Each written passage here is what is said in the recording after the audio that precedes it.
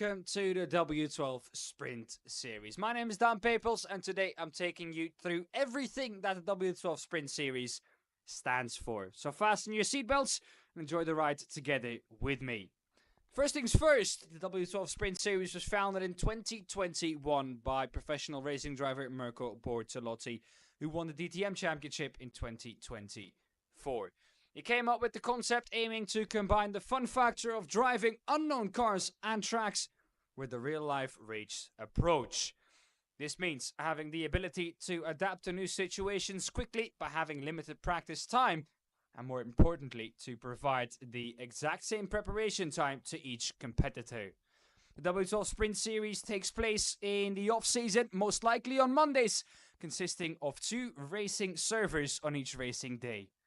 With more than 16 different car classes and more than 50 tracks forming the official draw, the uncertainty and variability makes this series unique.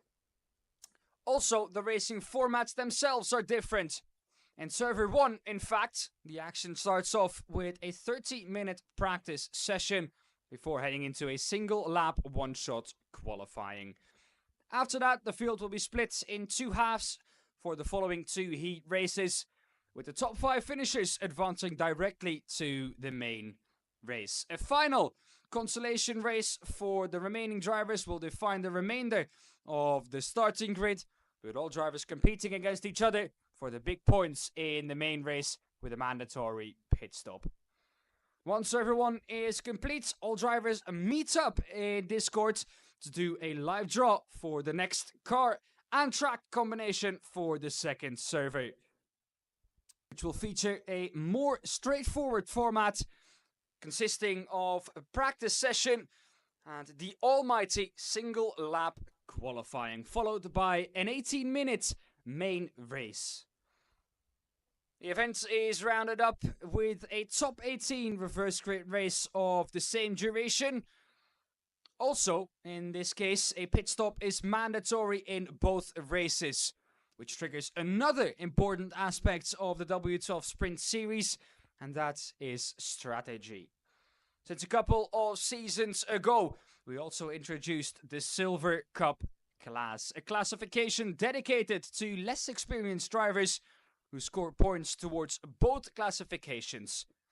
Eligible silver drivers can easily be spotted on the livestream given their 3-digit race number and silver color badge. Last but not least, 2 more things worth mentioning. All car setups in the W12 Sprint Series are fixed, which means equal conditions for all drivers and all races will feature standing starts. Combined with an extremely competitive field of drivers, all ingredients are given to guarantee action. Don't miss it on our YouTube channel. I hope you enjoyed this little introduction with me. I'm Dan Papels, your W12 Series commentator, and I'll see you on track.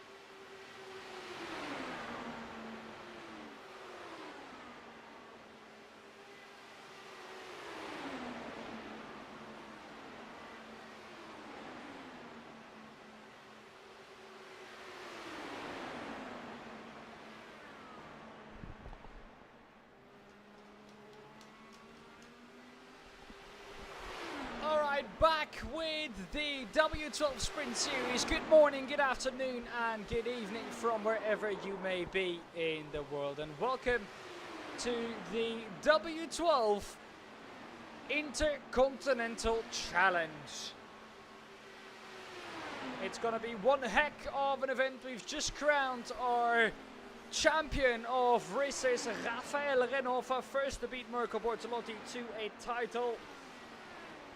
Just still has to happen in the W12 Sprint Series, but showing that he can do it on dirt and on the asphalt too. Let's see who is going to become the Intercontinental Challenge champion. We're starting off our Intercontinental Challenge at the Indianapolis Motor Speedway, the world capital of racing. We're starting off, of course, with the Indy cars.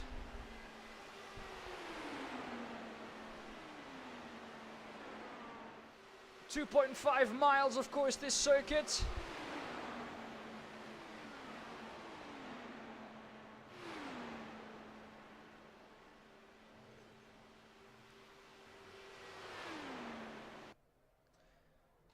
Let's see, we're going into qualifying out a bit about what exactly this race is going to include. Of course, it's going to include a qualifying, and that qualifying is a 4-lap qualifying. You need to have all your 4 laps count, else you will be in trouble. One of the laps are off track and you have not got a time on the board. The race will be 40 laps or 30 minutes maximum. Most laps led also gets 2 points, and if you have 0 incident points, you also get an extra 2 points bonus. The points and everything like that we'll talk more about later. First, to the qualifying.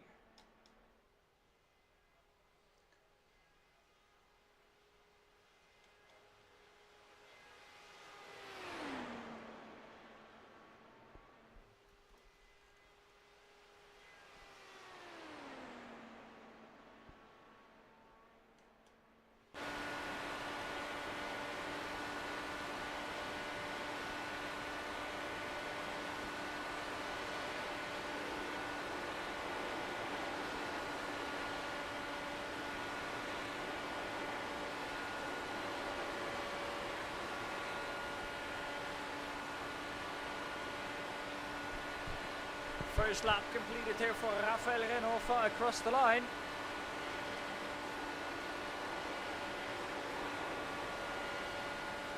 We're not going to get to see any lap times here apparently. It's going to be an immediate average of all 4 laps. So we're staying with Rafael Renova.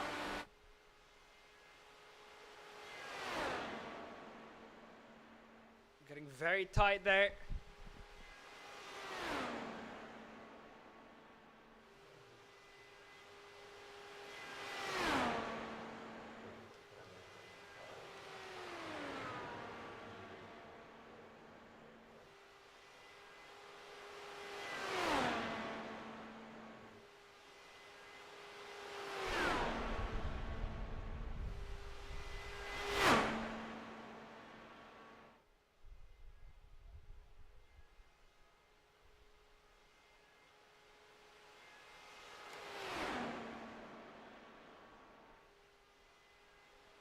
One of the drivers furthest in his qualifying attempt is Marinko Jordanovski.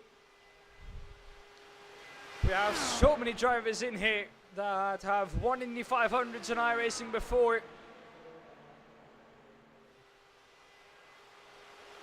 that are used to driving smooth. Let the car do what the car wants to do, but still tell it where to go. It's such a difficult skill. He's still able to keep it tight, is Renova.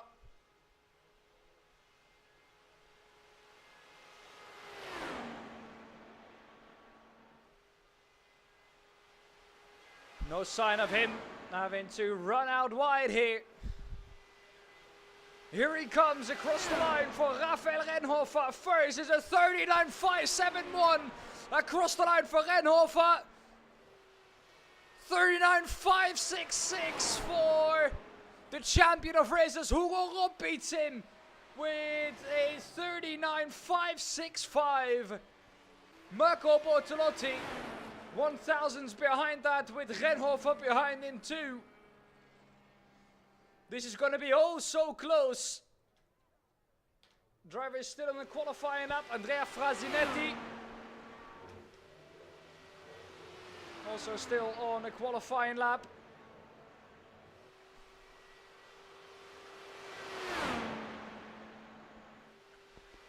Daniel Holmer to 4th place, 7,000s behind. Something ain't right there. There's something funky going on with the timing on the left-hand side. But one thing's definitely for sure, it is damn close. There's your top speeds of everyone. Wana with the highest top speeds.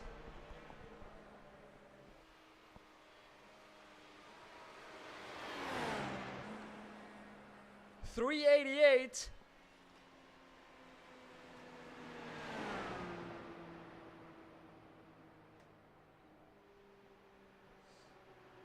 Here are the gaps. My oh my, what a session that has been.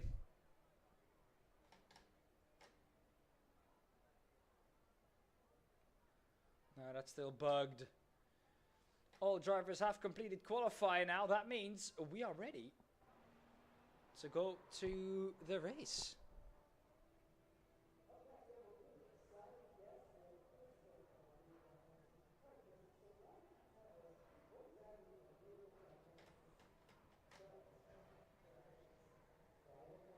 First race of the Intercontinental Cup about to get underway.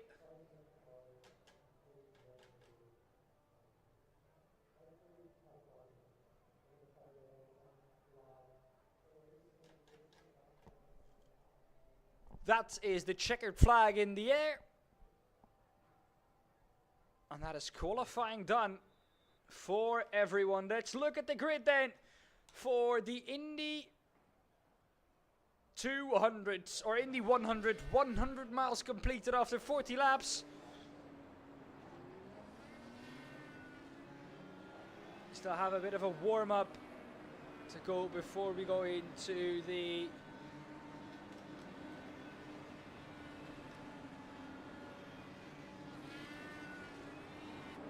race.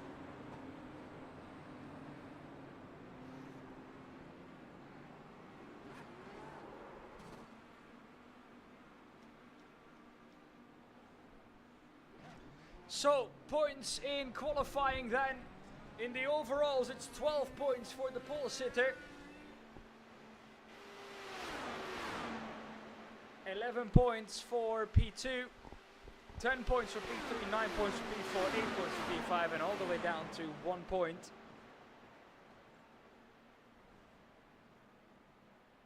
for P12. In the silvers, it's 8 points for P1, all the way down to 1 point for P8. That is our warm-up complete. Here we go then. Hugo Rob takes a Swedish pole at Indianapolis. Marco Bortolotti on this front row together with him. Rafael Renhofer in third. Daniel Holmer in fourth. Jonas Wana fifth. Isaac Fairweather in sixth. Philippe Hugrin seventh. Michael Dörlinger in P8. All these drivers are on the front stretch, so we have some time to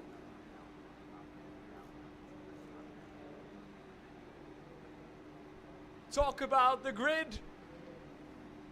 Philippe Hugrin in P7 ahead of Michael Dörlinger in P8. Henrik Augustin ahead of Sean Terre on row number 5. Or number 6 for Marius Zucken and Finn Forsland. Then on row number 7, Christian Ablasa and Ivan Ferrari. On row number 8 with the number 005 from Italy, Stefano Pellegrino. And with the number 26 from France, Julien Rambaud. Gonna do this Indy 500 style. Row number 9. Racing with number 13 from Germany, Leon Blum.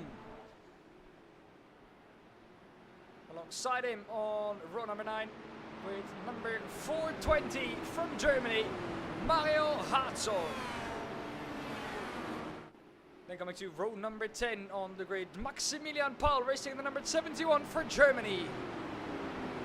And Markus Steffel in the number 37 racing for Austria. Christoph Oeffel ahead of Ben Buhnagel in 22nd, Jens Fiedler 23rd, Adam Rinke-Jordanowski 24th, Andrea Frasinetti 25th ahead of Tim Opitz in P26, Hugo Zasse in P27, and Lukas Baza ahead of the last driver on the grid in the 399.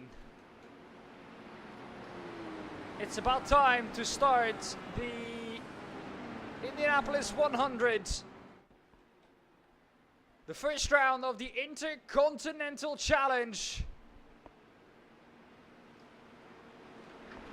It's Hugo Rob on the front row together with Mirko Bortolotti. It's all Gazek's front row of the field. It's time for the Indy 100. This is and will always be the greatest spectacle in racing. Green flag, green flag.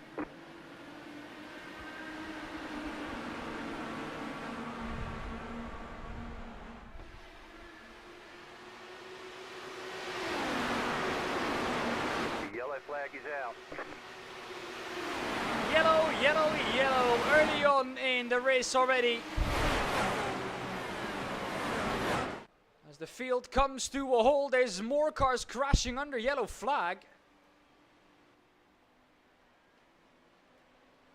And it's Edwin Forsland crashing under the yellow.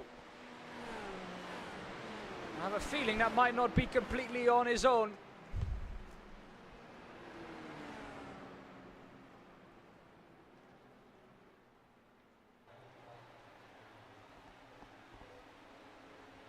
So this race will have 40 laps in total.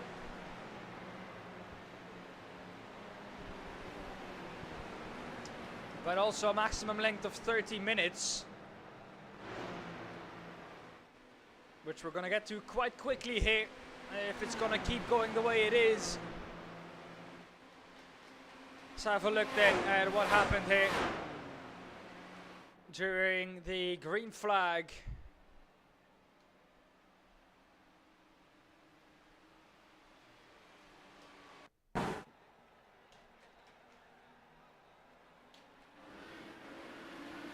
This is the start of the race. Here's Isaac Fairweather. Nope. Something's happening up front too. What happens exactly here at the back of the field? It's already gone wrong at this point. Jens Fiedler, Marinka Jordanowski. Something's gone wrong there. Stay on board then with Marinka Jordanowski.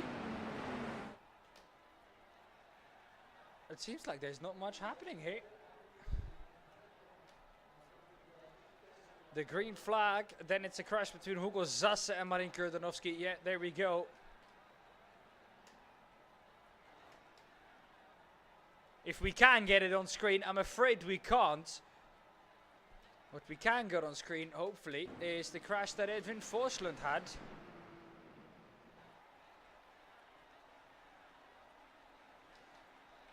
Let's see if we go to Edwin Forsland. Oh, there we go. He's already crashed there. Here we go to the yellow flag. This is the moment. Edwin Forsland. Oh, there is the car going off. And then here's the yellow flag. Does he just gets driven into? Question mark. Yes, this is unbelievable. Yellow flag's been out for so long. What are you doing not braking at that point at the back of the field? My goodness me. Finally been able to find it too. And that is once again Edvin's luck. It seems like the Swedes are not having much luck in the W12 Sprint Series. Back to live pictures. One Swede that is having a good race so far is Hugo Rob.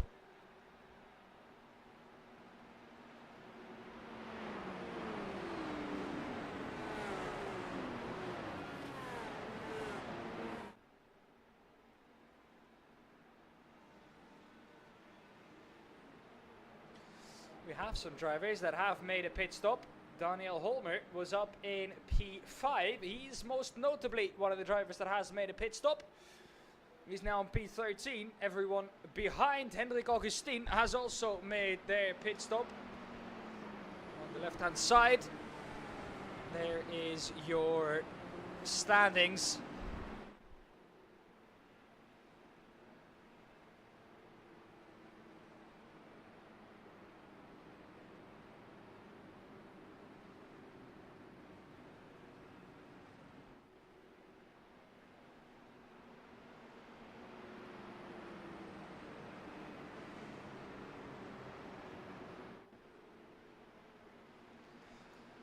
Under these yellow flag periods, we can discuss as the pace car lights are off, so we are going to go back to green flag racing at the end of this lap.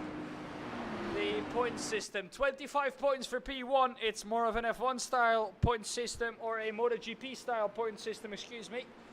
25 for P1 all the way down to P20, who's getting 1 point. 22 for P2, 20 for P3. 17 for P4, and from there on it's down in increments of, of 1 to P20. Hugo Rob is going to lead us to the green flag here. No, he isn't. Or is he? Yes, pace car is going to pull off. Hugo Rob's going to lead us to the green flag. Green flag, And that's green now flag. green, green, green, green. The green flag flies at Indianapolis. Let's see what some of these drivers are able to do in terms of racing each other. Can we go green for more than a lap here? That is Andrea Frasinetti coming out high, checking up.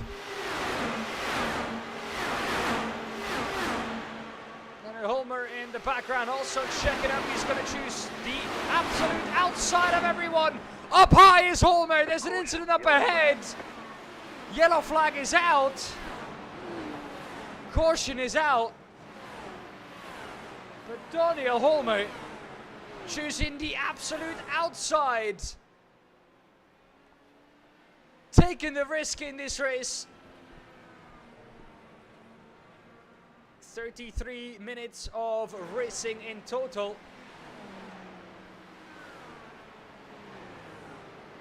6 of those are already over, and we haven't even made it 1 lap to green.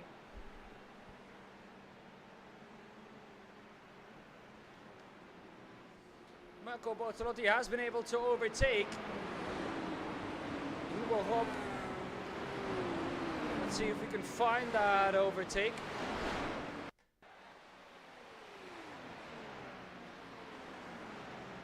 This is after the yellow already. I assume this has happened before the yellow.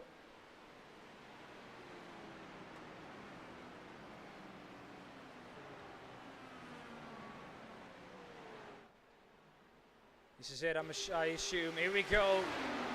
Takes the outside for 3. Pinches in towards the inside.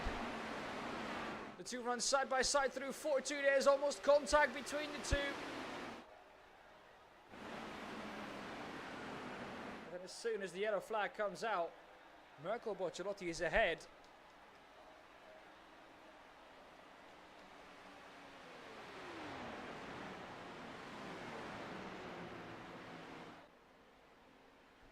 And we'll go back down into P2. pace car lights are on. I assume they're going to be for the next couple of laps here.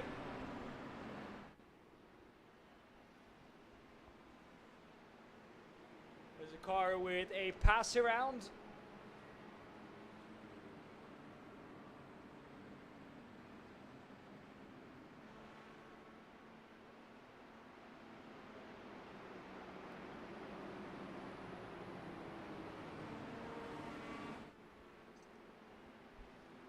Looks like we only have 16 cars still in this field of racing.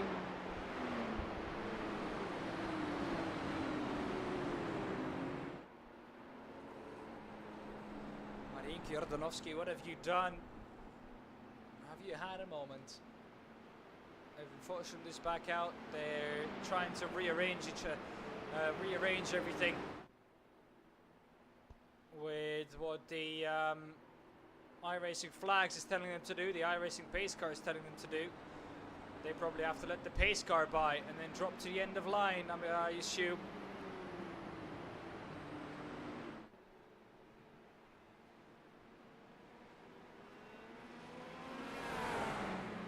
They got information, trying to stay ahead of the pace car here.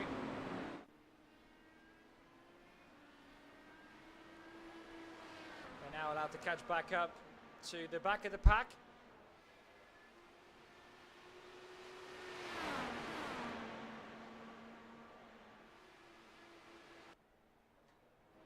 Daniel Holmer has gone into pit lane. Again, presumably to take what I think is a fast repair after the contact with the outside wall in turn 3. Hugo Rob is in P2 behind Marco Bortolotti, who seems to have some internet issues here this evening.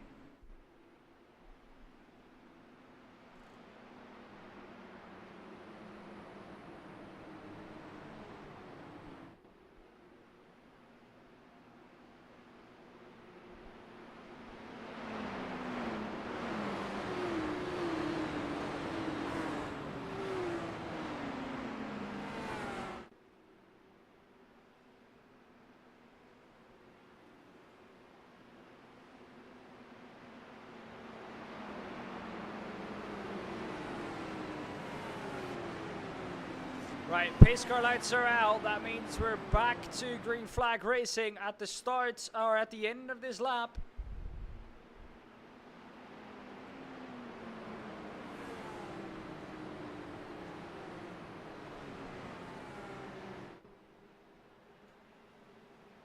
Marco Bortolotti is going to lead us to the green flag. And he's going to do so now. Green, green, green.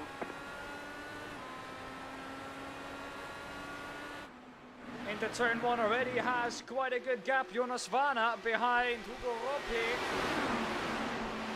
He's going to look to pick up some positions possibly here.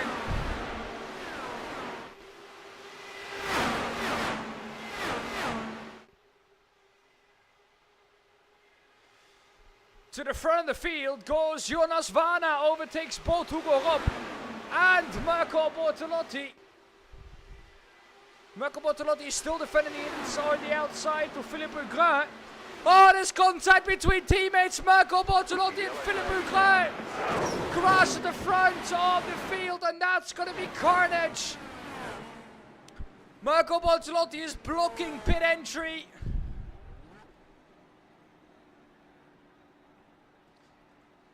Needs to get his car out there before the others come round. Markus Steffel now, Jonas Vana inherits the lead.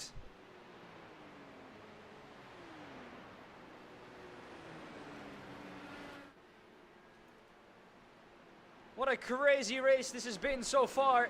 Once again, back to caution.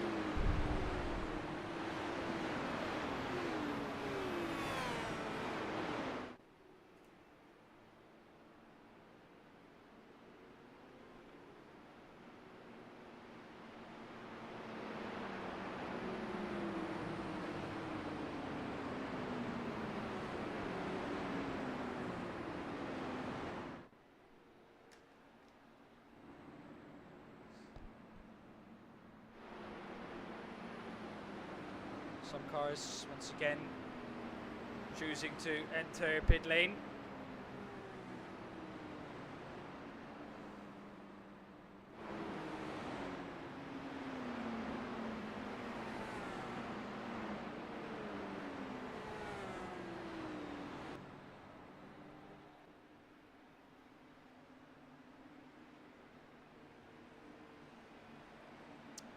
So, more about the Intercontinental Cup then. The Intercontinental Cup, ladies and gentlemen, it consists out of 3 rounds. There's USA Oval is one of them. Then we have Australia. Then we go to Europe. Australia is with the new V8 supercars, the Gen 3 V8 supercars. And Europe is with the GTPs on any of the WEC calendar tracks, and that was Spa that was drawn, and for Australia it was Sandown. So V8 supercars at Sandown after this session. The session after is GTPs at any given European track, which became Spa.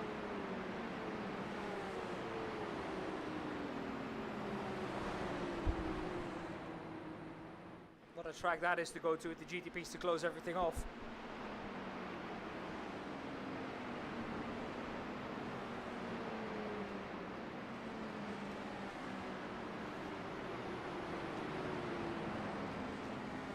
To the front of the field, Hugo Rob leading the way once again, the Swede.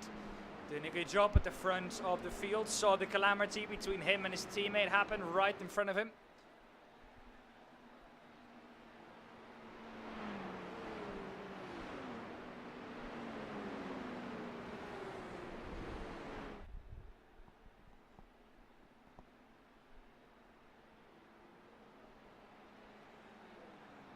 Where the Swedes didn't come in strong, or the Scandinavians didn't come in strong during the Rallycross event, where everyone really expected them to be strong. They are coming in strong here in the Intercontinental Cup, at least the first round.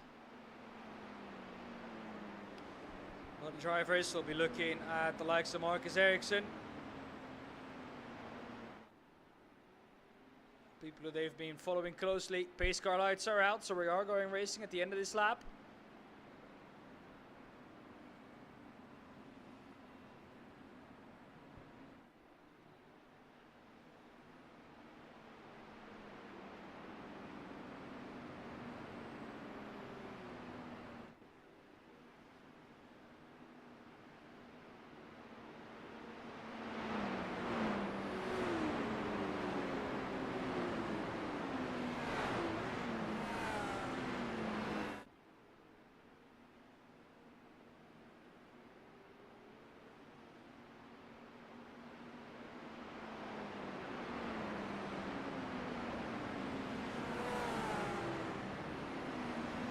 Right then.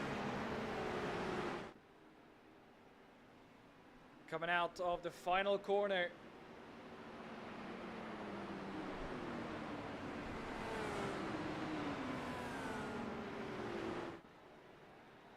It's going to be Hugo Rob who's going to bring us back to green flag racing. And he's going to do so now. Green flag, green flag. Immediately tries to break that slipstream to Marius Souk, who can get a monster run now onto the back straight, but we have to get there by green flag racing first. Further back in the field, we're side by side between Ablasa and Frasinetti. Frasinetti gains that position. Marius Souk, here he comes. The German is on a mission. Not quite close enough to get on the back of the Swede before the entry of turn 3. Look at the run he's getting though out of 4. Just more comfortable on that throttle. Here he comes, the German on the mission. He has to get him now. He can't. Yellow flag is out.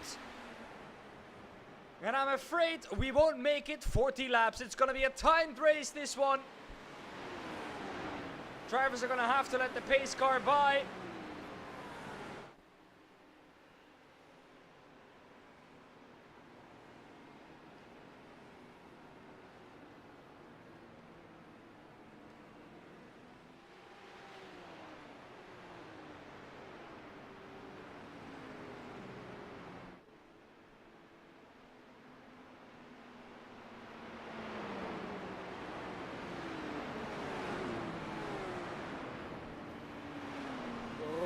posted at the front of this field. He won't mind the fact that there are so many yellow flags now.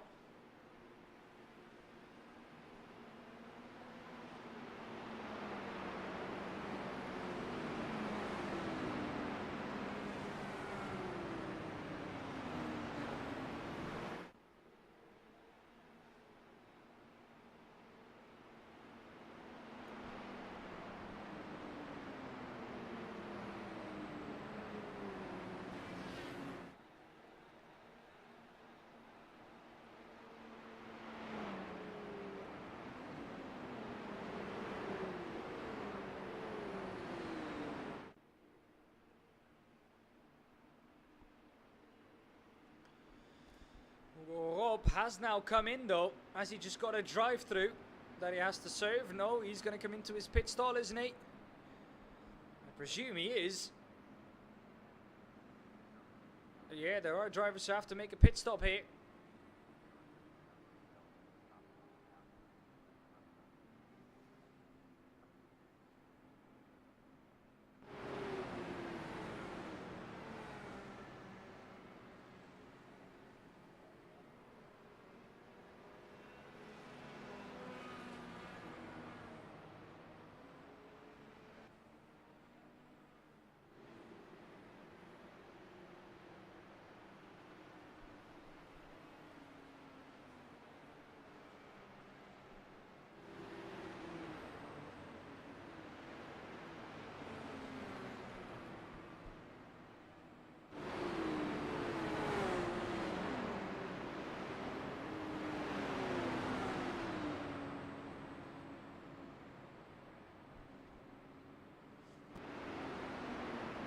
Biggest gainers there after that pit stop phase. Markus Steffel, Mario Hartzog, is he gonna come out in front? No, he isn't. Well, he is, yeah. Markus Steffel, Andrea Frasinetti, Hendrik Augustin and Daniel Holmer. They take great gains from that pit stop phase.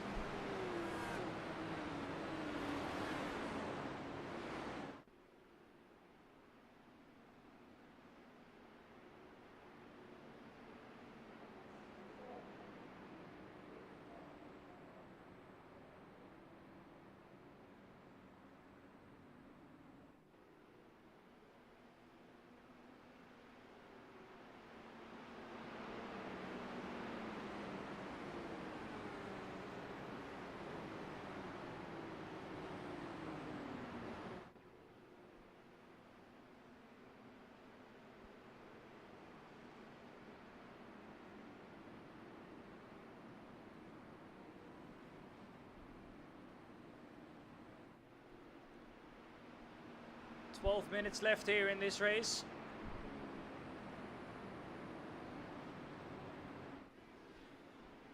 And that includes pace car time. Time does not stop when we're under pace car.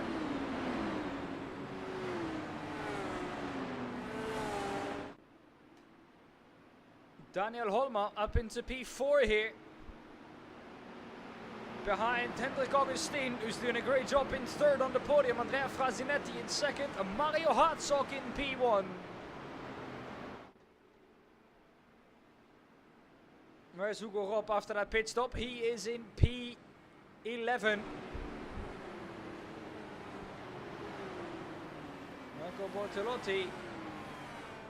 And not on the lead lap anymore. Mario Hartzog is going to bring us back to green flag racing. Green flag, green flag. He's going to do so now. That was a pretty slow start, it feels like, from Hartzog. Yes, he bunches everyone up. Look at Holmer on the outside, about to take 3 in 1. Into turn 1, we go 3 wide for the lead. We're still 3 wide going into turn 2. Holmer on the outside. The middle is going to prevail, it looks like. 4 wide on the back straight. This is never going to go right. 4 wide into turn 3. Someone's got to give. And so they do. Back to double foul racing at the front of the field. But man, that was epic racing at the front there. Holmer has to play it smart here. He's got to choose the outside for turn 1 and get inside for Andrea Frasinetti, who's going to make his way through into the lead. Holmer is stuck on the high side. This is his chance to get down low. He does so. Can he get up high to try and take Jonas Vanna? Yes, he can. Holmer into the lead. The Swedes now out in front. Jonas Vanna comes back at him on the inside though. We finally had a lap of green flag racing. The yellow flag's going to come out soon. Who's going to get it? Vanna's going to get it. Holmer in P2.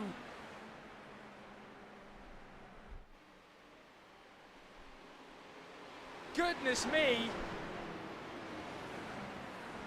That was epic racing, and I have a feeling we might just get one more shot before we go to the checkered flag here. And it was, I think, Hugo Robb who went round, one of the Swedes. Let's take a look at the yellow flag here. Oh, it was Edwin Forslund.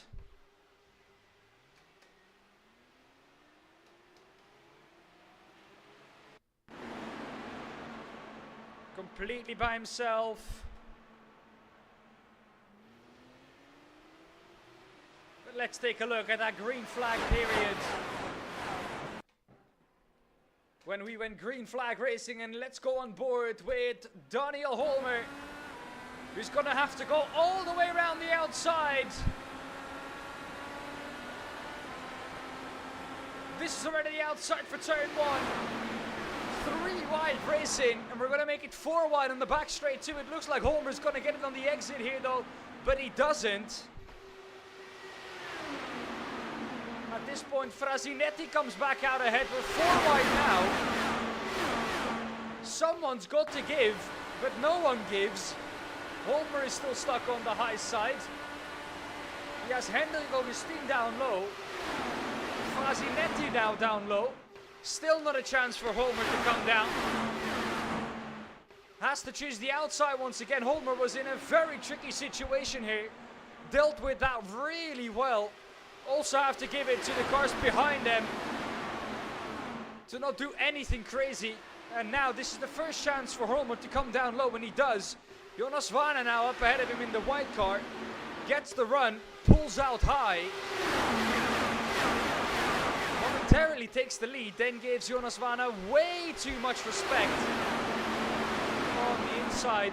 And Jonas Vanna is able to pull back out ahead. And make it 2 wide for the exit. There goes Edwin. And that is a yellow flag out.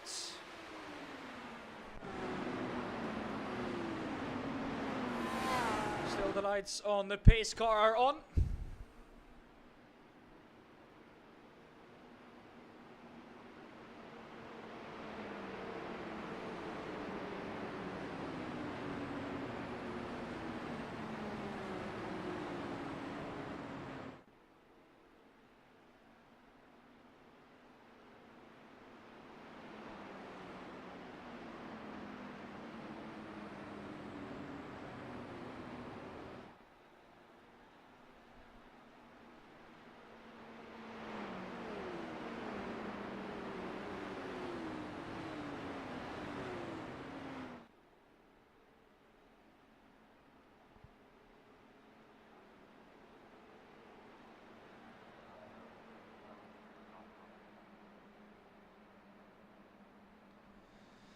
Pace car lights are out.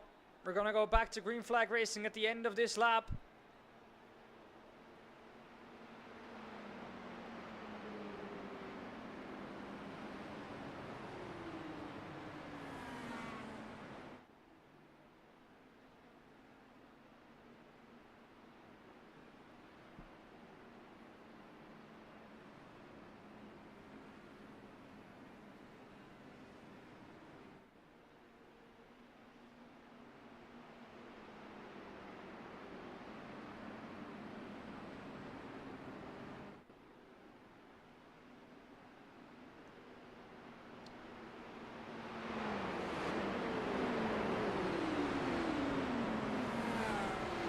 So current state of affairs then. Vanna in P1, Holmer P2, Hendrik Augustin P2, P3, Mario Hatzok P4.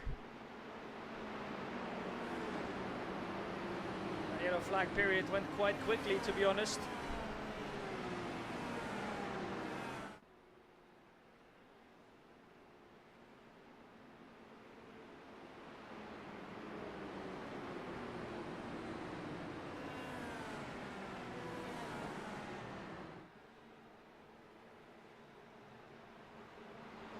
Right, here we go.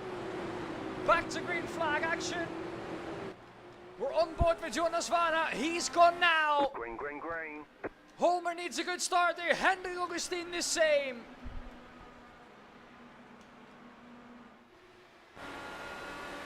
On board with Hendrik Augustin here. Look at the run that Holmer is getting onto that back straight. Holmer might get in here. The yellow flag's out again. And it looks like we might just get one single lap sprint to the checkered flag here.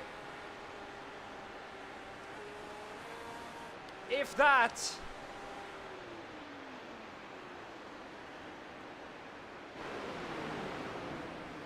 This might just be our top three.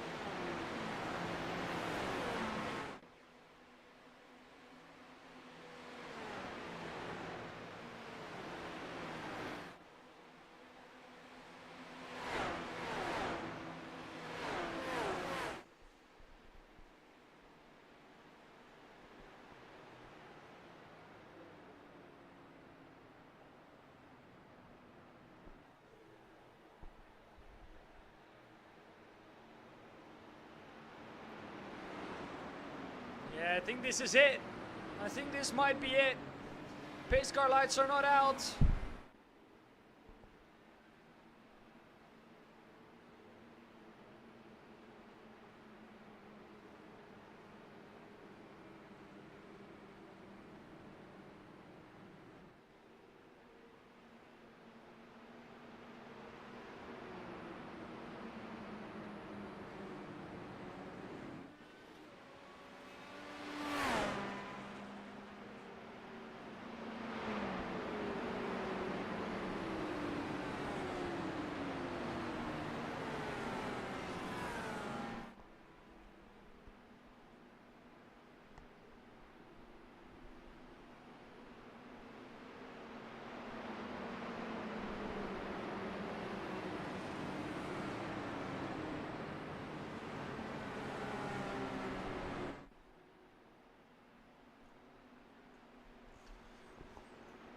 Yeah, that's it. We're going to go on to the last lap now then. If this wasn't the last lap already.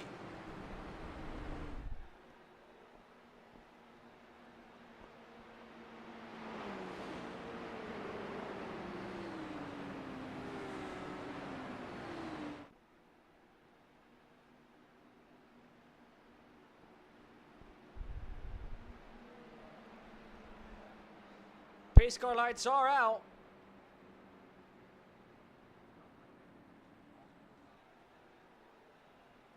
But I don't think we're going to go racing again. If we do, we're going to get one final sprint to the end.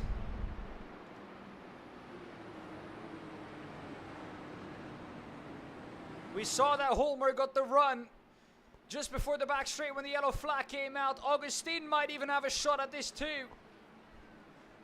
Hugo Rob isn't too far off either.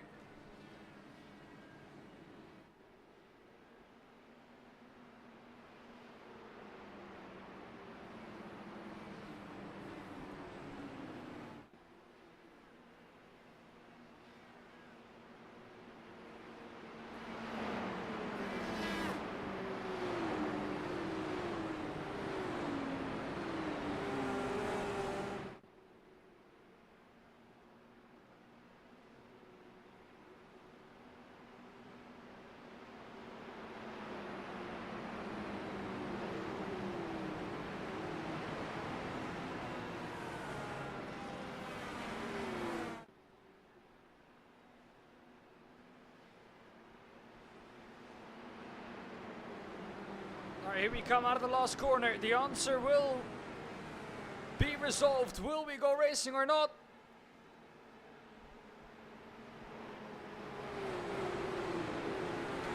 We're on board with Jonas Vana. The answer is no. The finish flag is out. It's one final sprint to the finish, but he has it in the bag. Jonas Vana wins the first race here at the Indianapolis Motor Speedway, ahead of Holmer in P2, Hendrik Augustin in P3, and Hugo Rob in P4. Let's take a look at our results immediately, as soon as we have them.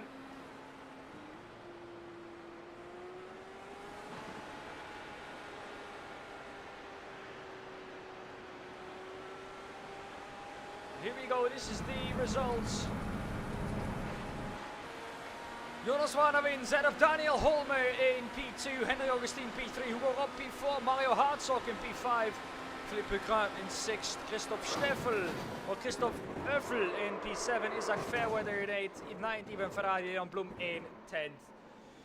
Then 11th, Tim Opitz, Christian Ablasa P12, Mario Zug in P13, Lucas Baza 14th, Andrea Fazinetti 16th, Marin Kratonowski 16th, Julien Rambo P17, Jens Fiedler P18, P19 for Michael Durlinger, and P20 for Sean Ter. Then the drivers who have not been able to take points, that is Stefano Pellegrino, Mirko Bortolotti, Rafael Renova, Edwin Voigtland, Hugo Sassa, Maximilian Paul, Marco Steffel, and Ben Buhnagel. That is it then for server number 1. I would like you to join me later for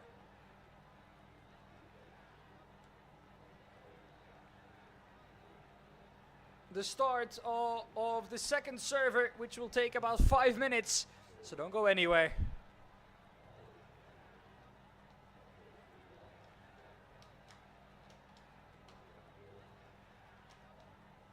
Hello everyone and welcome to the W12 Sprint Series. My name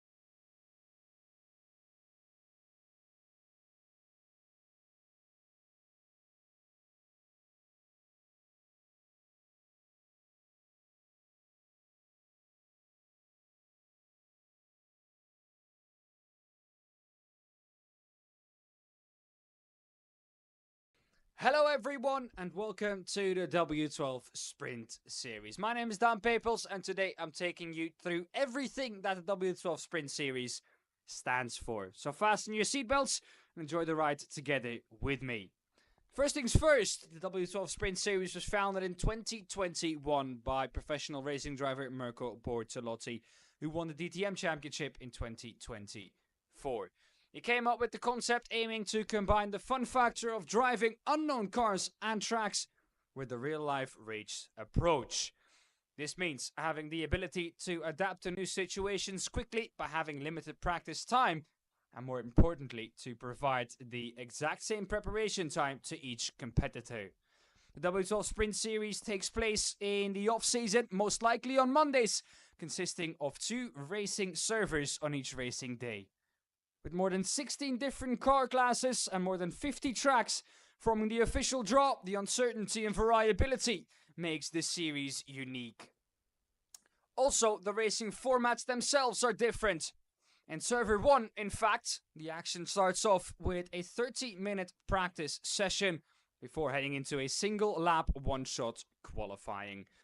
After that, the field will be split in 2 halves for the following 2 heat races, with the top 5 finishers advancing directly to the main race. A final consolation race for the remaining drivers will define the remainder of the starting grid, with all drivers competing against each other for the big points in the main race with a mandatory pit stop. Once everyone is complete, all drivers meet up in Discord to do a live draw for the next car and track combination for the second server, which will feature a more straightforward format consisting of a practice session and the almighty single lap qualifying, followed by an 18-minute main race. The event is rounded up with a top 18 reverse grid race of the same duration. Also, in this case, a pit stop is mandatory in both races, which triggers another important aspect of the W12 Sprint Series, and that is strategy. Since a couple of seasons ago, we also introduced the Silver Cup class, a classification dedicated to less experienced drivers who score points towards both classifications. Eligible silver drivers can easily be spotted on the livestream given their 3-digit race number and silver color badge. Last but not least, 2 more things worth mentioning. All car setups in the W12 Sprint Series are fixed, which means equal conditions for all drivers and all races will feature standing starts. Combined with an extremely competitive field of drivers, all ingredients are given to guarantee action. Don't miss it on our YouTube channel. I hope you enjoyed this little introduction with me. I'm Dan Papels, your W12 Series commentator, and I'll see you on track.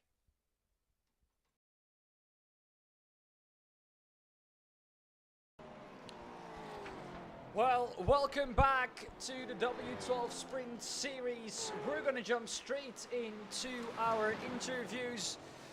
And we'll start our interviews with our winner of the Indy race, Jonas Vana. Welcome into the booth.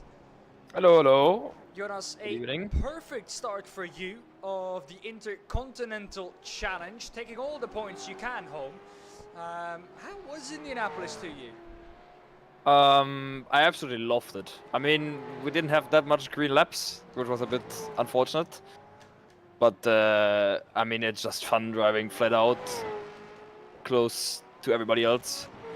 And then just, you need to be very careful when to overtake, and I think I nailed it pretty much. I had that one, like, restart where I overtook, like, 3 other guys. And in the end, that was it. It was fun. The final restart you did, Jonas, you went 4 wide, which in the end was the winning move. Do you think that was high risk, high reward?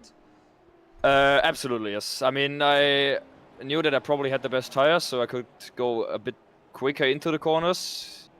And due to the, like, big amount of cautions, I already knew probably would have been the only chance to go for the lead.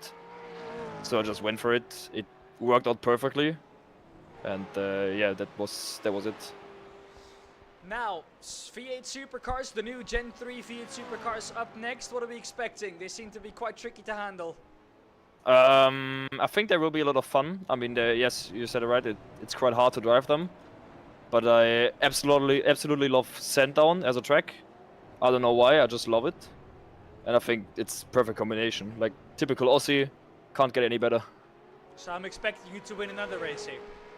I definitely try my best. Yes. All right, Jonas. Thank you very much and good luck in these supercars. All right. Have a good one. Jonas Vana, our winner of the Indy 100. Swiftly we move on to Daniel Holmer, who finished second behind Jonas Vana in the Indy 100. It looked for a second, Holmer, that you were going to get round the outside of 4 drivers. High risk, high reward in the NP2. Yeah. It was a good race, except for all the yellows. I don't know what to say, if I should be honest. Do you think it was a bit sad that we had so many yellows? Yeah. It looked like it was quite fun out there racing the Indy cars around Indianapolis, of course. You're not Yeah, of new course to it's fun, it. yeah. No, I'm not new. Maybe in the future people need to know the rules about IndyCar ovals. Yeah. Well, Holmer, on to the V8 supercars now then. What are you expecting for these cars? They're quite tricky to handle. I don't expect anything. Done my 3 first lap in this car, so it's new. I just bought it, so I will do my best to stay alive. All right, Holmer. Thank you very much, and good luck in these tricky cars. Thank you. Daniel Holmer finishing second in the Indy 100. Well then, moving on swiftly to the Australia side of things. The Australian continent. If we look at the format for this race, it's going to be a lot of fun. It's going to be a 3-lap average. So you have to keep all 3 laps valid. If you off-track one of those laps, well, you are in trouble, I can tell you that much. I love the sound of these V8 supercars.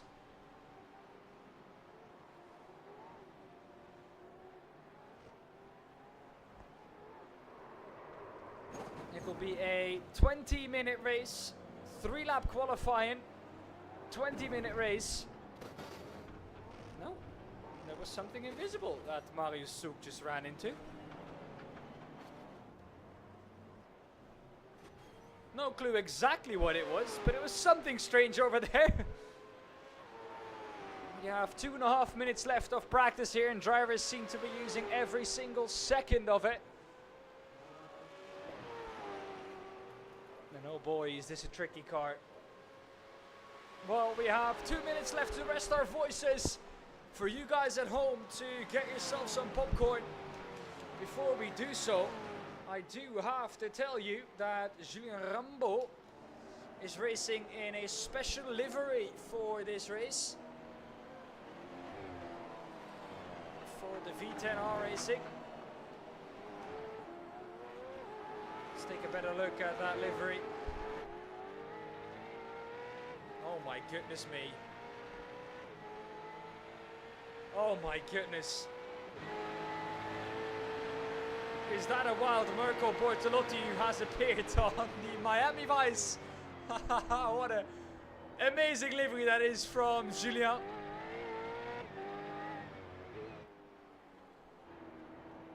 I can't quite properly see it, but I have a feeling that that might be Mirko Bortolotti on the front of that car. It definitely looks like the Italian.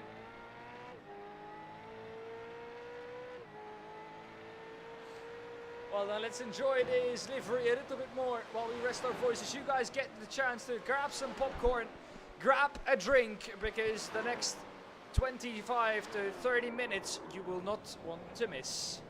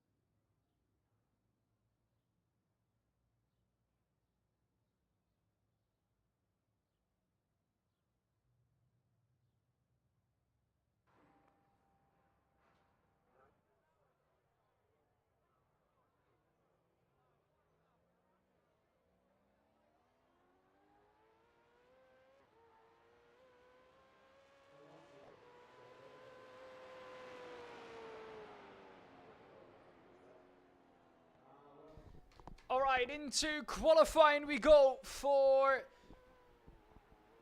20 minutes of Sandown.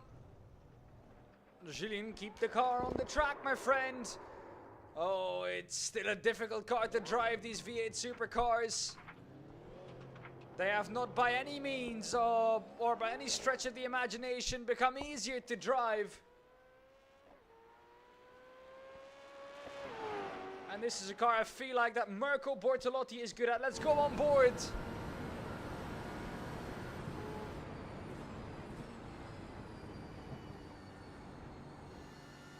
With Mirko Bortolotti for qualifying under 20 minutes of Sandown.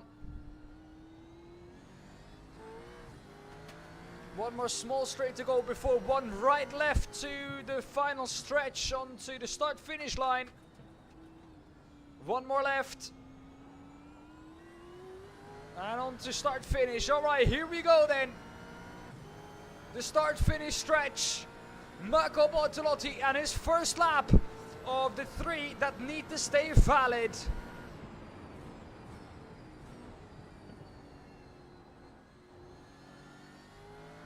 Taking it quite easy into turn 1. Same goes for turn 2. Easy is fast, sometimes smooth is fast.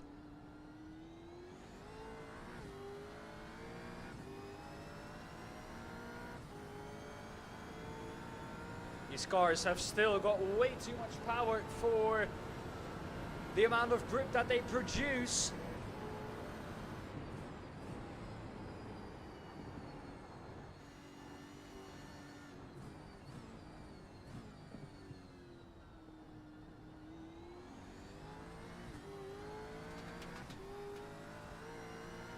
That was Mirko, his first lap. Last right left, last chicane to go. Good exit here is all that counts. And he gets that. 2 more laps to go here with Mirko Bortolotti. They sound so incredibly awesome, these cars. Spit in flames, Mirko Bortolotti! And that's his lap gone. Is it still valid? I don't think it is. It might still be. If it is, that was a massive save from Mirko Bortolotti.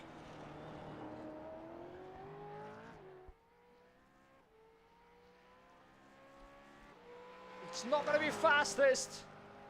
Hugo Rupp had a few purple sectors. He's given it absolutely everything.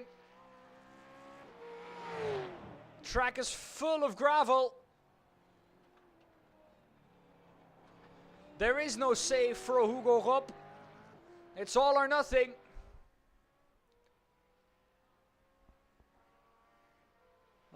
Second lap done. White flag is in the air for Hugo Rupp.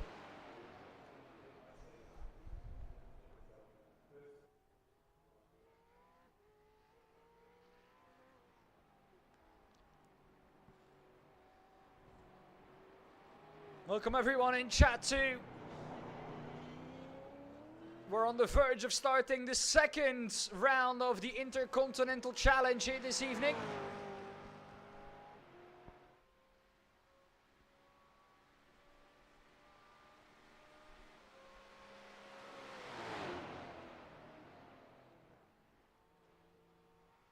A couple more corners to go here for Hugo Rupp. 2 more corners to go. Where can Hugo Rupp put himself in the standings here? Can he go top? It's pushing or it's nothing for Hugo. Across the line. Rafael Renov has done the same thing. Where has he put himself? Behind Hugo Rupp by 32 thousandths of a second. That's it. Qualifying done. So many drivers who haven't been able to put in a lap. And that means that we have the following grid. If there is a grid, no, there's a warm-up. Oh, this is the second time this happened this evening.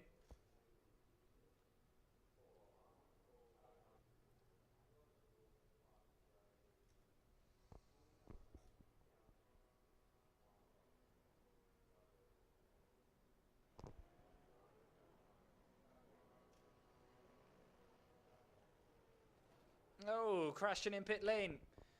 That's never nice.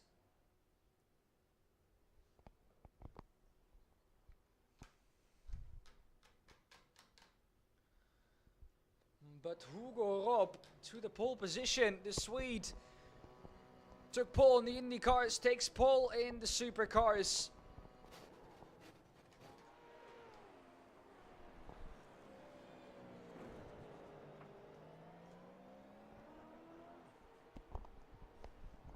Mikael Dillinger's gonna practice his starts. Not too much wheel spin. That's a bit too slow.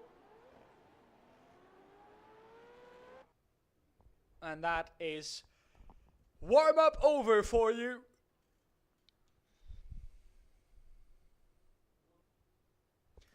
Alright, let's now look at the grid for the race. Hugo Robb starts on pole ahead of Renhofer in P2. Enric Augustin in P3, Marius Zug P4, Jonas Vana in P5, Hugo Zasse 6th, Leon Bloom 7th, Marinko Jordanovski in P8. P9 for, let me get this correct, Marco Bortolotti ahead of Andrea Frazinetti, Isaac Fairweather in 11th, Christoph Oeffel P12, Marco Steffel 13th, Jens Fiedler P24, Julian Rambo P15, Ivan Ferrari 16th. Well, we're just gonna do it like that. 17th is Edwin Forslund, Maximilian Paul 18th, Mario Hartzog 19th, Lucas Baas 20th, Christian Hablas at 21st, Stefano Pellegrino 22nd, Mikael Döllinger 23rd, 24th for Daniel Holma. 25th Ben Buhnagel, 26th Philippe Hugret, 27th Tim Opitz. Looking at the front of the field then, it's a good start for the drivers on the second row.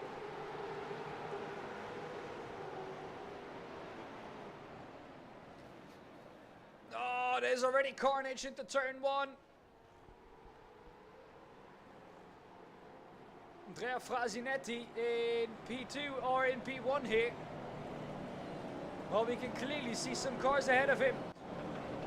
Hugo Robb is in the background.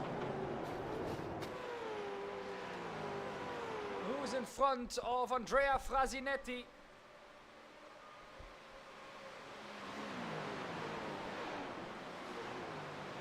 Something weird's going on here with the timing.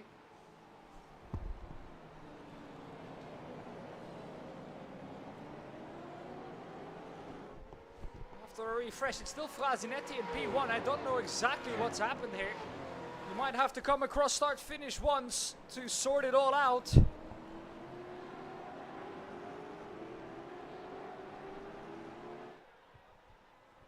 Across start finish we go.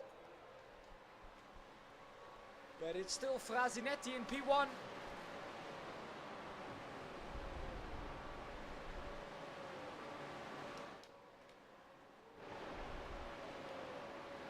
Just trying to click through the field to see where everyone's at.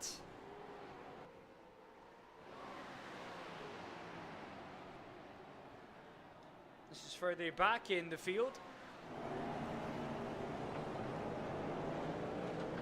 We're not missing any drivers either.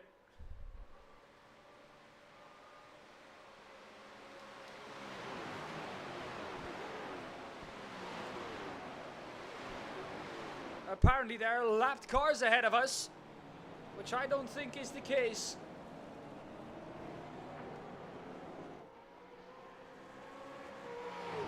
No, indeed, they are P1. But it tells me it's P15. Marius Zug. Here we go. Marius Zug leading the race. In the 66 ahead of Maximilian Paul. It's finally reshuffling itself. Here we go. Took its grand old time. But Marius Zug ahead of Rafael Renhofer. Jonas Vana in P3. He said he liked these cars. He said he liked the challenge. Well, I can tell you, he's getting it now.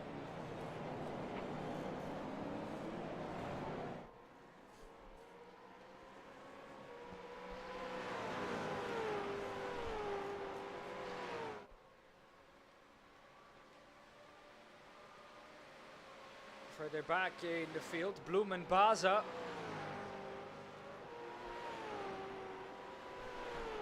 Let's see, I have a feeling I know why this is going wrong. We're quickly going to go to an intermission for me to fix this, and then we'll be right back. Hello everyone, and welcome to the W12 Sprint Series. My name is Dan Papels, and today I'm taking you through everything that the W12 Sprint Series stands for. So fasten your seatbelts and enjoy the ride together with me. First things first, the W12 Sprint Series was founded in 2021 by professional racing driver Mirko Bortolotti, who won the DTM Championship in 2024. He came up with the concept aiming to combine the fun factor of driving unknown cars and tracks with the real-life race approach.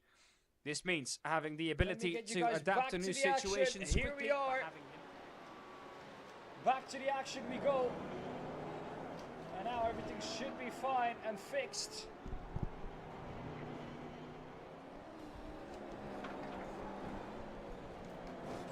Marius Zug at the front of the field, ahead of Rafael Renova P2, P3, Jonas Vana.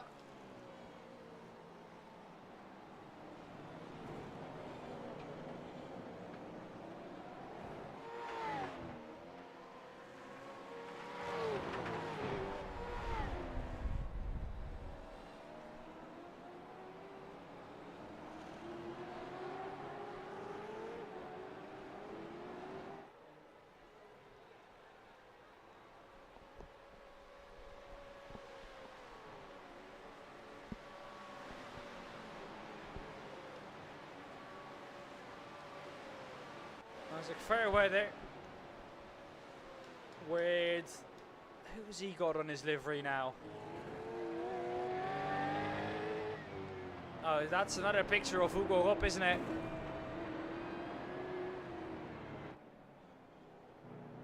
Yeah, it is 100% sure that is.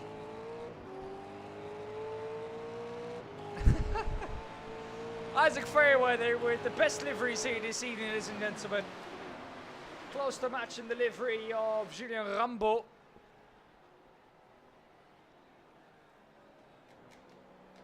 But the three Swedes have gathered here. Hugo Rupp, Edwin Forslund and Daniel Holmer. They've gathered. Well, I say gathered. Rupp has opened up the gap to Forslund by quite a bit. 3.8 seconds. Back to the front of the field where Slipstream is playing a part.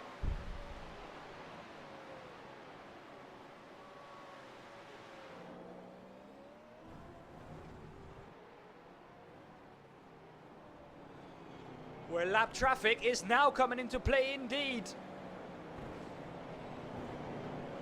There's Marius Zug, and he has lap traffic ahead in the form of the Mustang.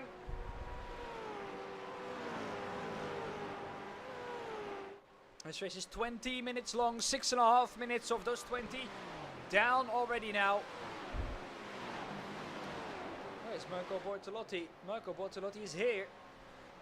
He's in P18. What's happened to him?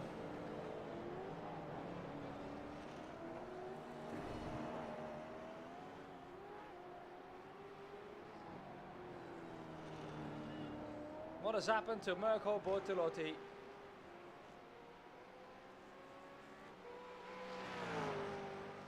Couldn't tell you, to be honest. He has made a pit stop already though, so that might be a reason. That might be a good sign that he's that he's up there already with a pit stop. In clean air, able to run his own lap times. He's not quicker than the guys at the front. They're running 209 high. Mirko Bortolotti, as it stands, will run 210 low.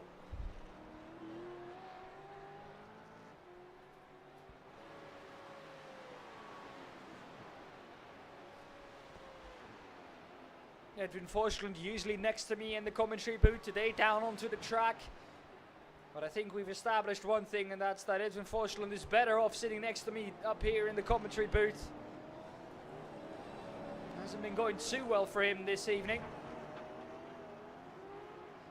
Obviously joking, Edwin.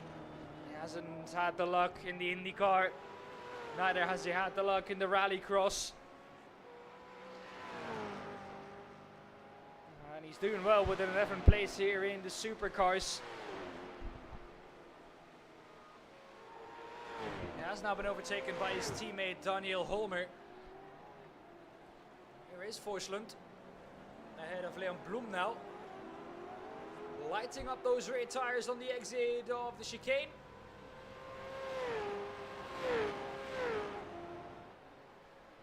Holmer up into P9 after Ivan Ferrari and Hugo Zasev made their pit stop.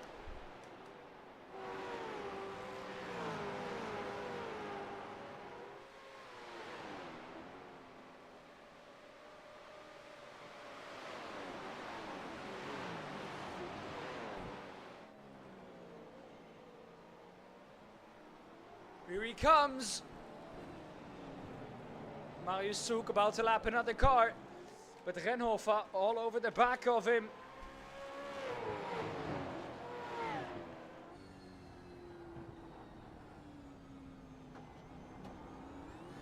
No, lighting up the rear tires on the exit for Rafael Renhofer.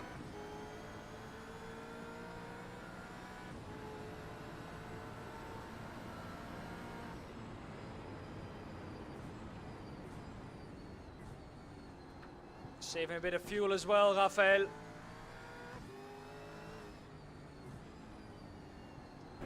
Difficult to overtake on this tight and twisty circuit. Oh, there's contact there. Rafael Renhofer clearly quicker, making contact with the rear of the Chevrolet of Marius Souk.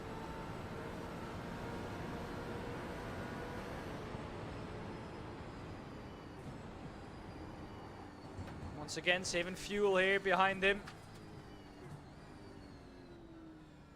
He's able to catch up through the corners.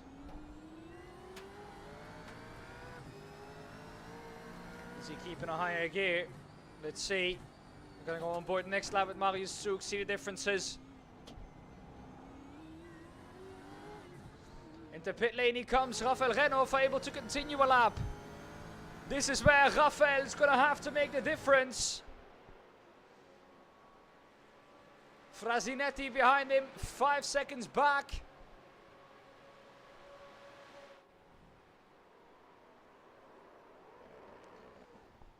Renhofer, the last to pit of the top three.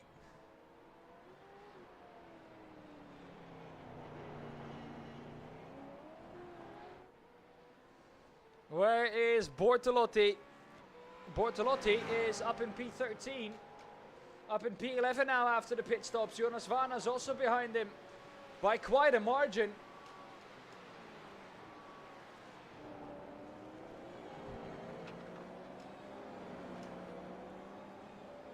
Oh my goodness me. Has Mirko Bortolotti pulled off his strategy masterclass here. Just over halfway in this race. Let's see if Rafael Renhofer pulls into the pits. Yes, he does. Let's see where he's going to come out now. Andrea Frasinetti, he continues. But Rafael Renhofer with Isaac Fairweather and Christoph Oeffel also behind him in the pit lane. Is Daniel Holmer going to follow him? Holmer is going to continue a lap too. Where's Mirko Bortolotti? Here he is. Coming through the final corner now. Renhofer. Oh, he's out of the pit already. No, Mirko Bortolotti has gained a lot of positions, but he hasn't pulled a masterclass here. Rafael Renhofer still in the provisional lead of this race because he has overtaken Marius Souk now. That was crucial and he has done it.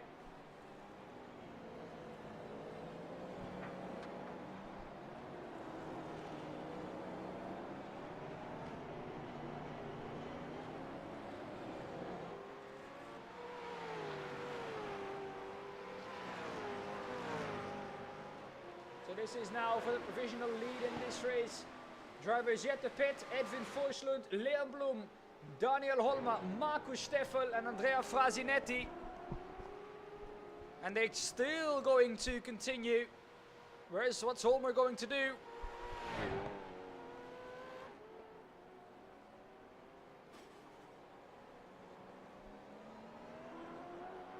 Holmer also continues. And so does Leon Blum. Edwin Forslund also continues. He now has Rafael Renhofer behind him. He could play a crucial part here. Is Edwin Forslund going to get out of the way of the provisional race leaders? He has no reason to. Fighting for position on track here. Marius Zug right behind him has effectively gained that position during the pit stop phase. Rafael Renhofer. Even Ferrari up 8. Christoph Oelfel up 9. Mirko Bortolotti in P10.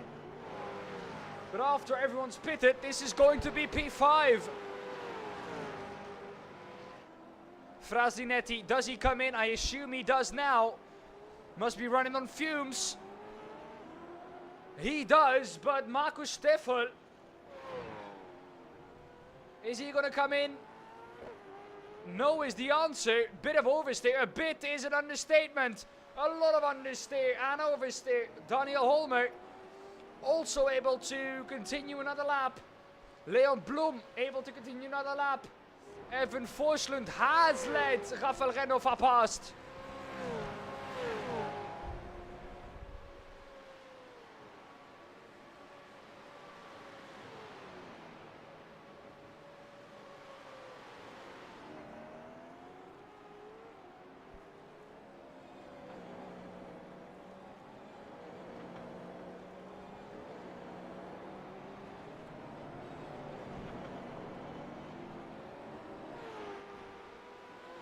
Markus Steffel now the leader of this race, but for how long? How long can he continue? Ivan Ferrari or Andrea Frasinetti was running on fuels or on fumes. Markus Steffel might be running on thin air now. He has to come in this lap, right? No, he can still continue.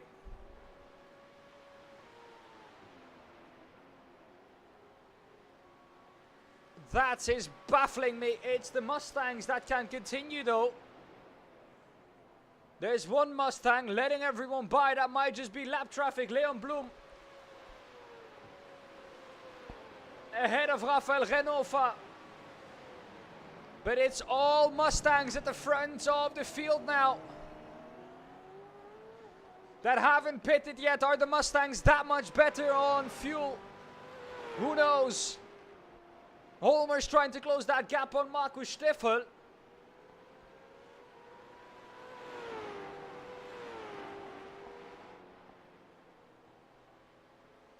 Leon Blum is trying to close the gap on him. 1.2 is the difference.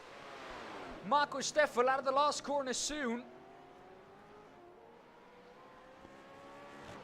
Will he come in this time? If he doesn't come in this time, I'm thinking he might be able to go to the end here.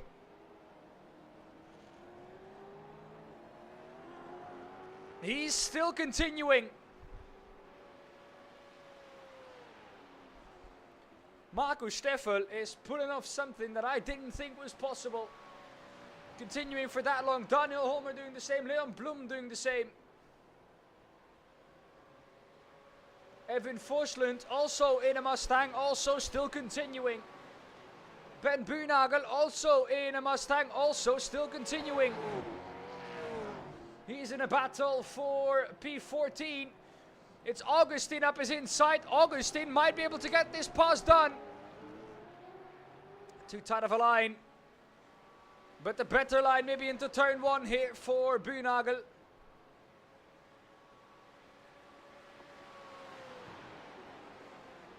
Breaking into turn 1, the wide line for Ben Buhnagel. Henrik Augustin still trying to make his way through. Still trying to force his way through. Still trying to make his way through, and he has done so now. Finally, he's been able to pull that move off. Markus Steffel still continues. 2 more laps in the books now for Markus Steffel. Can he do the unthinkable and go to the end? Daniel Holmer, this could be crucial. He could be coming away with the lead here in the championship, in the Intercontinental Challenge, if he stays second. going into the last round with the GTPs at Spa. If he is able to continue one more lap after this one.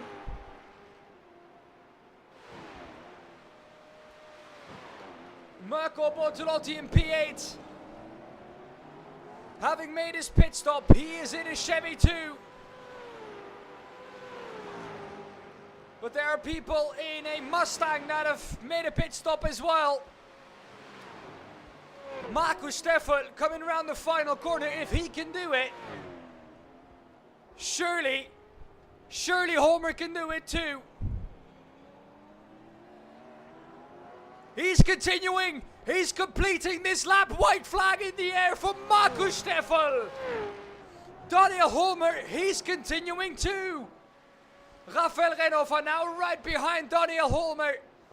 This could be crucial in the championship. Holmer might be leading the Intercontinental Challenge here if he stays second. Renova will do and will try everything in his powers to dethrone Holmer here. Every point could be valuable. That's a Mustang out of fuel. Holmer is walking on thin ice here. So is Marcus Steffel. Are we sure they're able to make it to the end? Still Holmer is ahead of Renhofer. He's trying everything. Marcus Steffel. 2 more corners to round off for the Austrian. He's gonna do it. No pit stops, a strategy that no one thought was possible. Marcus Steffel, the Austrian, wins in Australia. Holmer, with his second place, gets the lead in the Intercontinental Challenge. 2 second places in a row. Ahead of Rafael Renhofer and Leon Blum in P4. My oh my. That is something. Marcus Steffel, congratulations on the victory. What's happened to Edwin Forslund? Has he had to make a pit stop? I think he's run out of fuel. Wowzers. Daniel Holmer leading the way in the Intercontinental Challenge.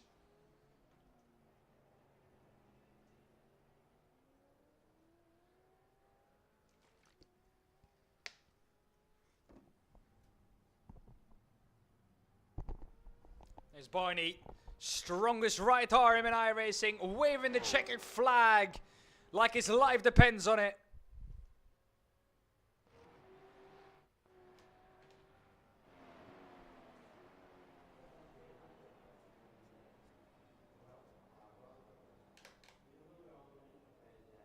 And that's it. It's time for the results. Marcus Steffel wins ahead of Daniel Holmer in P2, Rafael Renhofer in P3, Leon Blum 4th, Marius Souk 5th, Ivan Ferrari 6th, Christoph Effel in P7, Mirko Bortolotti 8th, Isaac Fairweather in 9th, and Hugo Ropp, the 2 friends, in P9 and P10. P11, Fernand Augustin, Ben Buhnagel in 12th, Marin Kurdanovsky 13th, Maximilian Paul 14th, Jens Fiedler 15th, Philippe Krat 16th, Jonas Wana 17th, Andrea Frasinetti in 18th, Edwin Forslund in 19th, and Lucas Baza in P20. Then the drivers who haven't been able to score a point: Christian Ablasa, Timo Pitz, Hugo Sasse, Mario Herzog, Julian Rambo, Mika Döllinger, and Stefano Pellegrino. That's it once again. We're going to the final server of this evening. It's Spa with the GTPs coming up. Don't go anywhere. Hello everyone and welcome to the W12 Sprint Series.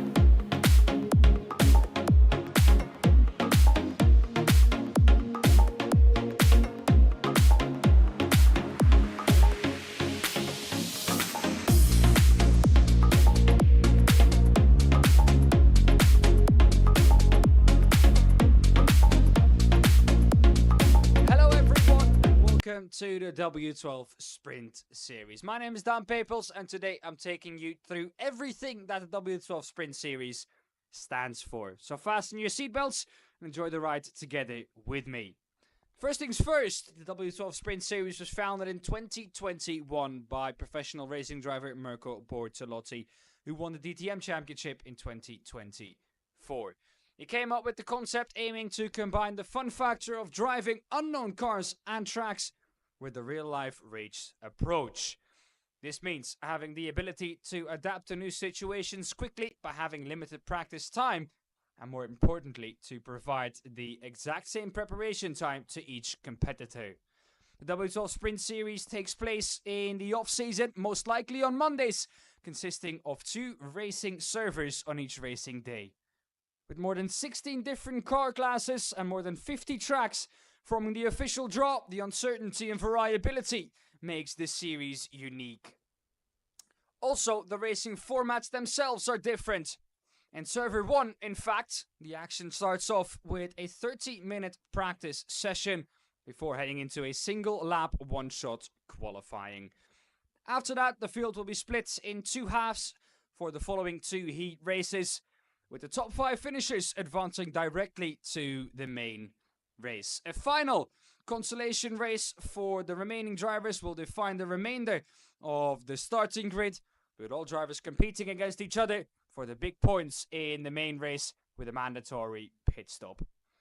Once everyone is complete, all drivers meet up in Discord to do a live draw for the next car and track combination for the second server, which will feature a more straightforward format consisting of a practice session and the almighty single lap qualifying, followed by an 18-minute main race. The event is rounded up with a top 18 reverse grid race of the same duration. Also, in this case, a pit stop is mandatory in both races, which triggers another important aspect of the W12 Sprint Series, and that is strategy.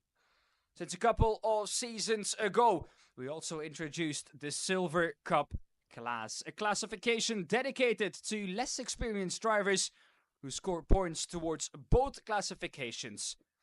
Eligible silver drivers can easily be spotted on the livestream given their 3-digit race number and silver color badge. Last but not least, 2 more things worth mentioning. All car setups in the W12 Sprint Series are fixed, which means equal conditions for all drivers and all races will feature standing starts. Combined with an extremely competitive field of drivers, all ingredients are given to guarantee action. Don't miss it on our YouTube channel. I hope you enjoyed this little introduction with me. I'm Dan Papels, your W12 Series commentator, and I'll see you on track.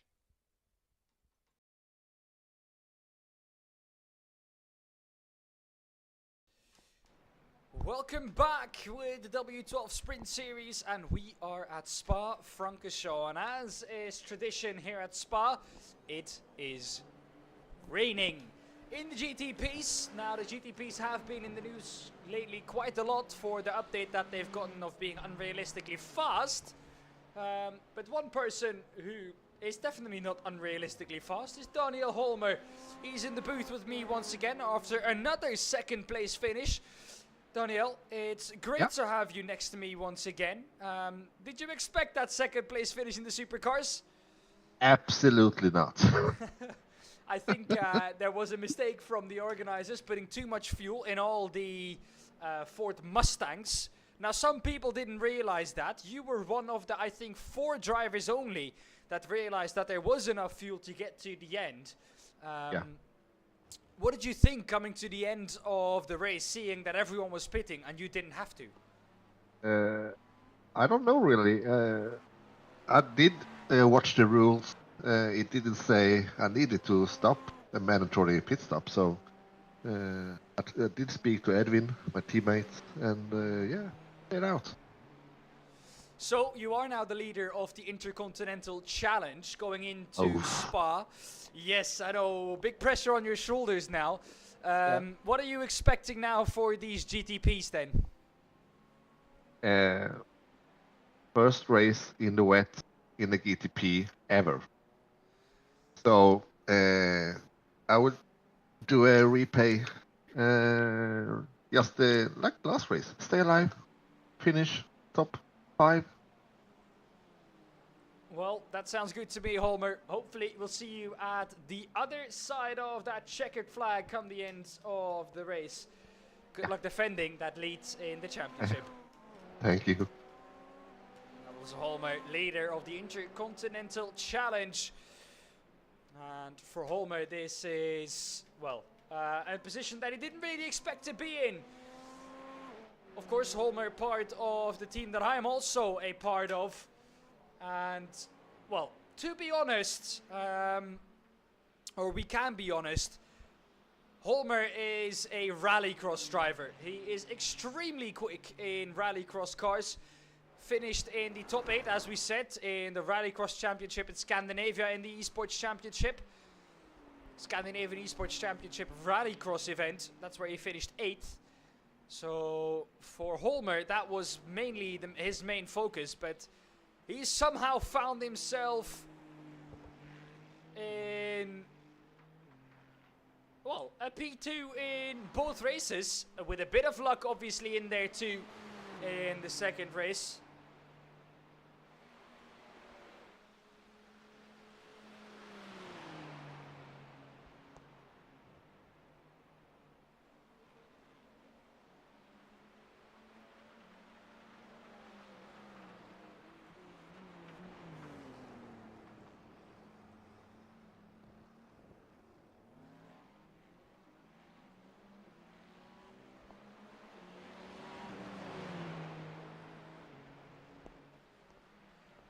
I'm currently reading through some discussions that are going on in the chat in the W12 series.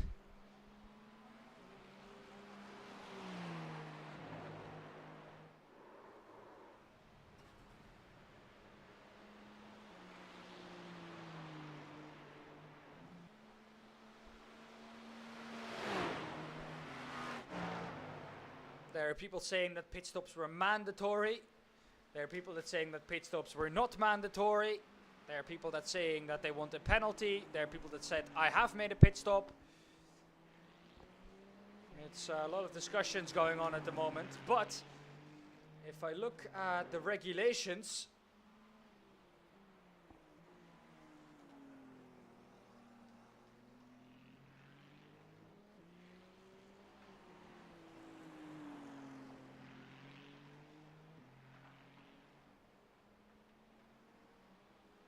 it doesn't tell you that there is a mandatory pit stop. Nowhere in the regulations it says that. So I have a feeling these drivers might have a case, Edwin Forsland, with a massive snap.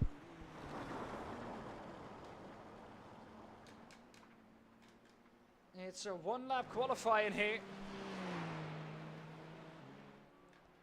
Here's the man I wanted to click on, Hugo Rob.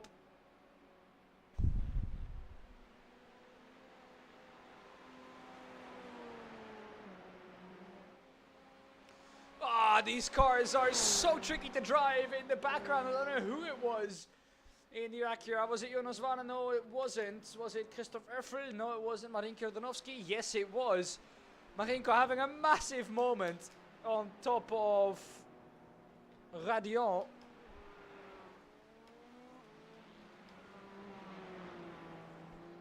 My goodness.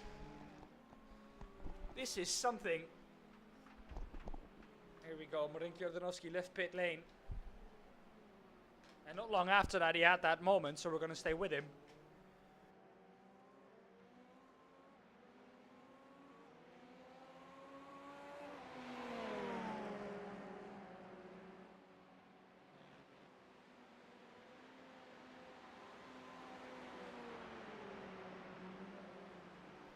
Look at the moments he's having there. My goodness, the fact he was able to keep that on track is a miracle in itself.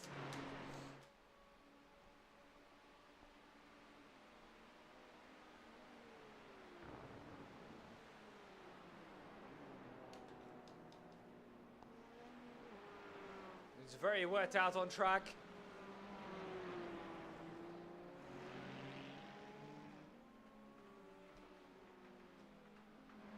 Kevin Forsland still in P2. In the Marlboro livery, the Ferrari livery. Oh, that's a bit wide, my friend. And back into pits he goes. We're hoping the Acura. Still trying to find his way around this track. Not long left now.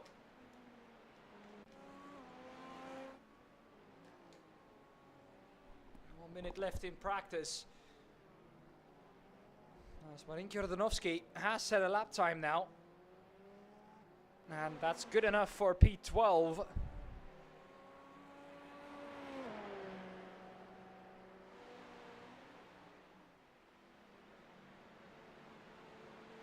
A couple of drivers coming through to set their first lap times in the rain. This is going to be oh so tricky, especially if it's your first time driving in the rain.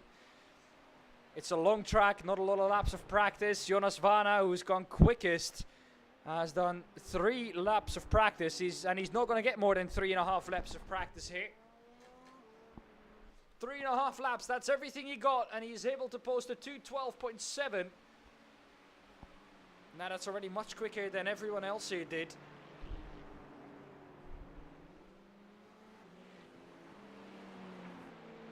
The Acura seems to be the car to be in here.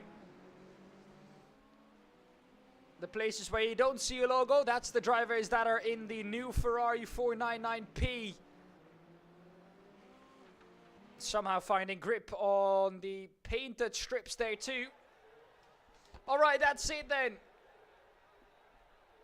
For practice, on to qualifying, and we're obviously gonna have a look with Daniel Holmer.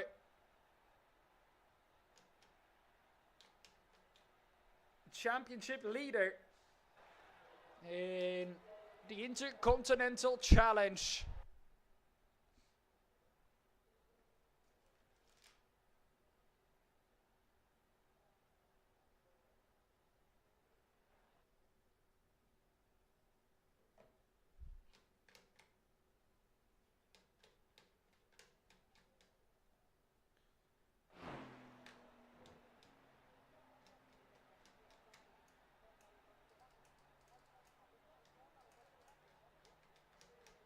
Alrighty then, off he goes on his reconnaissance lap.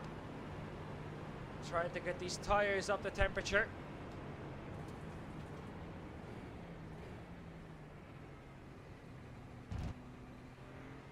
I think this Ferrari sounds extremely good.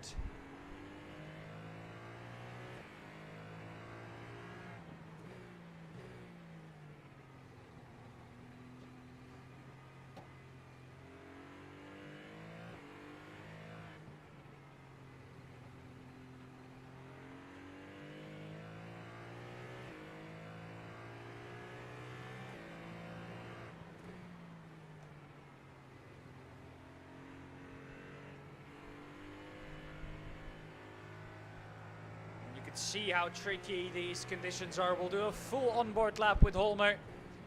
It's a one-shot qualifying, so you have to keep it clean. You cannot get an off track. And I think most importantly, that's through Eau Rouge.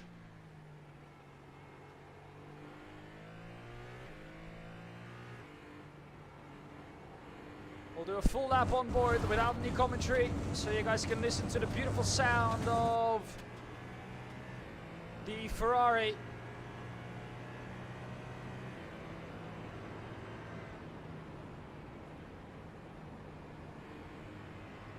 Through Pouon, taking it very safe. Isaac Fairweather seems to be top dog here to take this pole. Alright then, on board with Daniel Holmer, leader in the championship in the Intercontinental Challenge. Around Spa, full lap on board.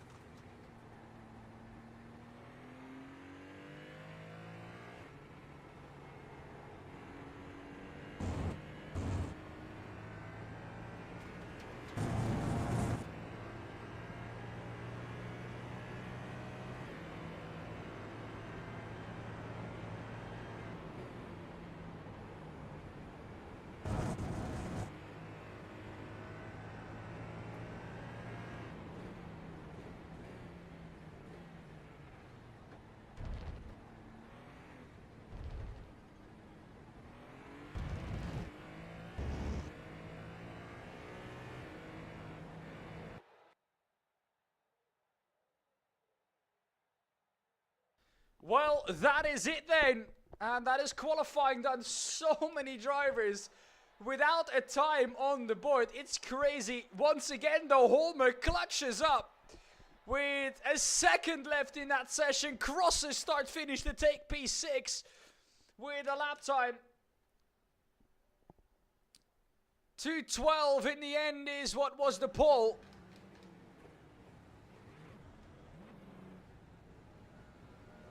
Here we go to the result of qualifying. He was 7 seconds off the pace, but it was perfectly enough to take P6 because nobody else has set a time.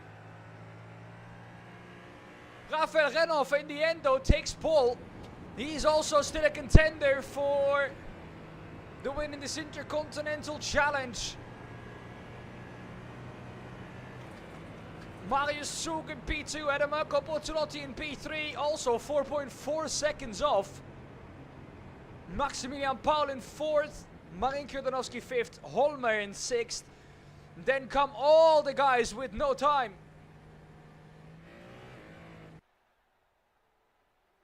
Well, here we go to the grid then for the spot, 20 minutes.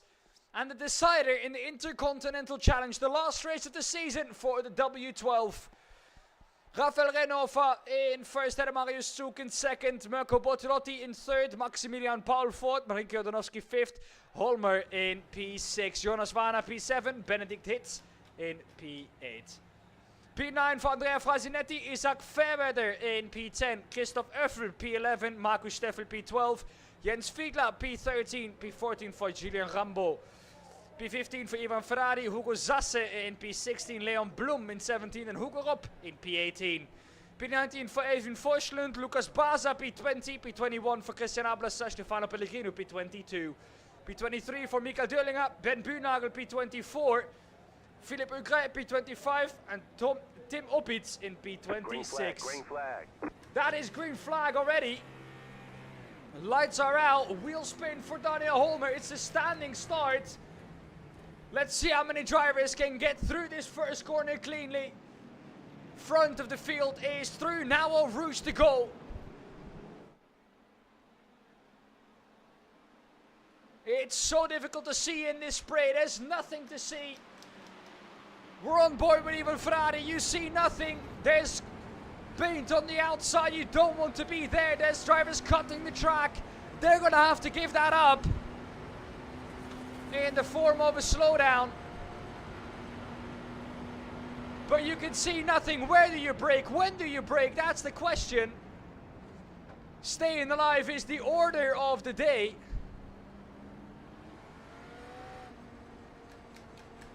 At the front of the field, Rafael Renhoff still behind Marius Zug. They have got a 2-second gap back to Mirko Bortolotti already.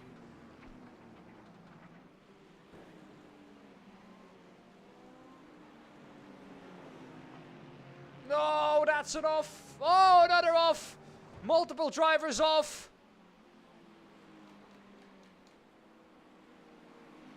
I think that was Maximilian Paul who was involved in it too. Yes, it is. He looks like a Peugeot rather than a Cadillac now. Oh, really struggling with the rear of that car. Nearly catches it, but that is Maximilian Paul out of this race.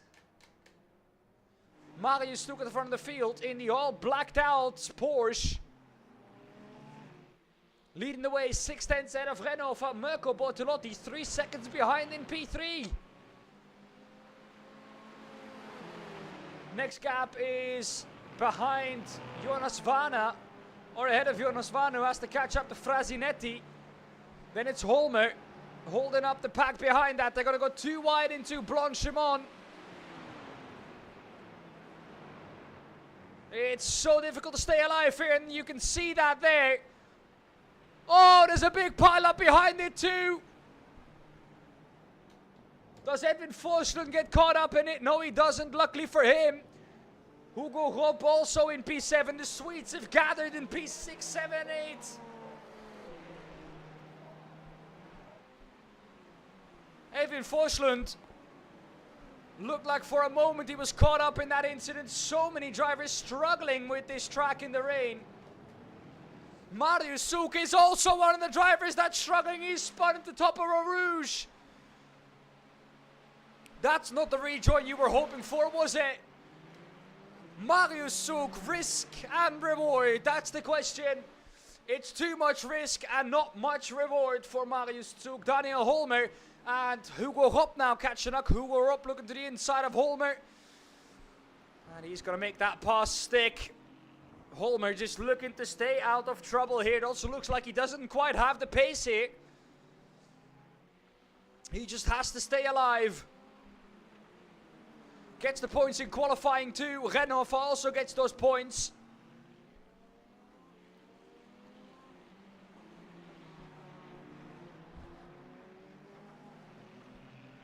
Hugo Ropp took the points in qualifying both times, but wasn't able to convert it to anything in the race. Hugo Ropp's gone off, Edwin Forslund has gone off, and that's how Daniel Holmer is just keeping himself in this race by staying alive. Rafael Renault at the front of the field now, 6 seconds ahead of Isaac Fairweather. Then Mirko Bortolotti still under massive pressure of Andrea Frasinetti.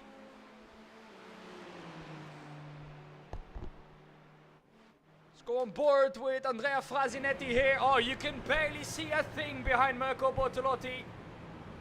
Oh, he touches Mirko on the rear end. Damage to that Ferrari.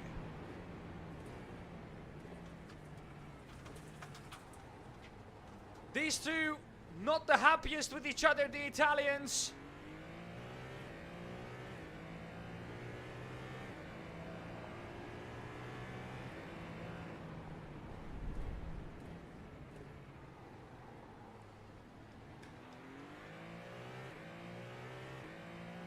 Into turn one.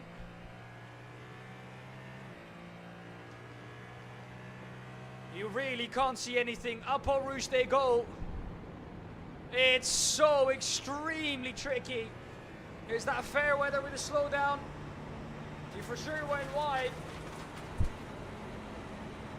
Mirko Bortolotti, you can see him getting closer. Getting bigger and bigger up ahead of him.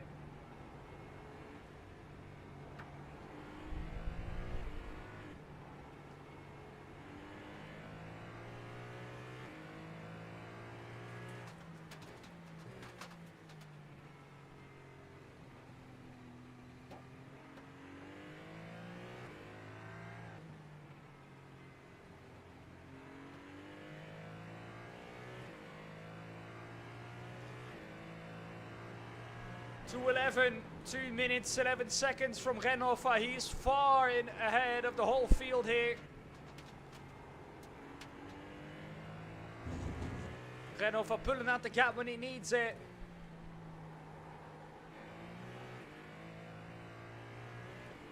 I think the battle might be between Renault and Holmer here, but I don't dare to call it. I don't have any standings to go off. But it seems like Renault has been able to perform consistently. The only thing I'm thinking about here is the IndyCar race. But he's driving so well, the Austrian. Isaac Fairweather too. That's why though. He's really pushing. Andrea Frasinetti behind Mirko Bortolotti. These two almost side by side every second of this race.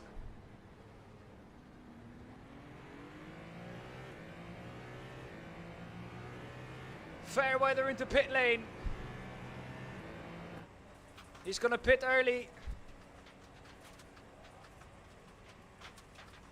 Or does he have some type of drive? He has a drive-through. Fairweather has a drive-through. Oh, and he touches the pit wall for good measure too. Stays ahead of Holmer crucially. Doesn't drop too much with that. Stays in P5. Marius Souk though into P4. Mirko Bortolotti up into P2 now. Andrea Frasinetti P3.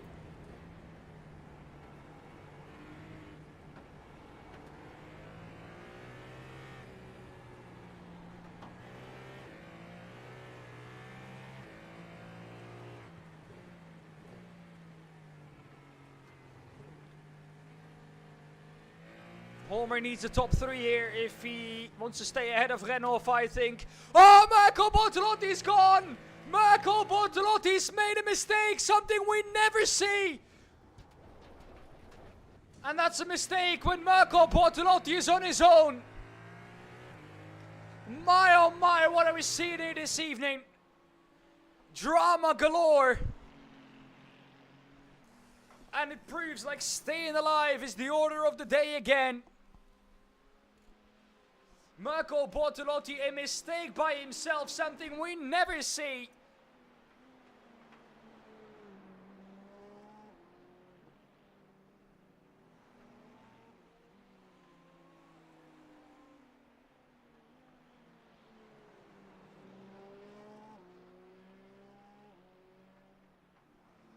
Isaac Fairweather now trying to catch up to Bortolotti. Frasinetti is now behind Souk. It's not easy for him.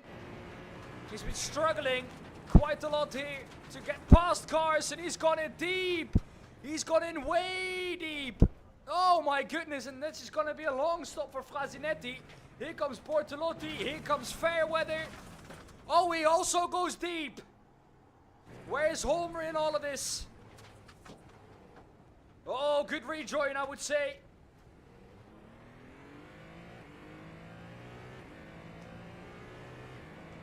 That's a pancake of the evening. Holmer up at the P4 because of all of it. Isaac Fairweather now, he's coming in to make his stop. Also something that Holmer has to do, which he hasn't had to do this whole evening, make pit stops in the W12 Sprint Series. In the Oval Series, that was a lot more different, or that was a lot different than it is usually.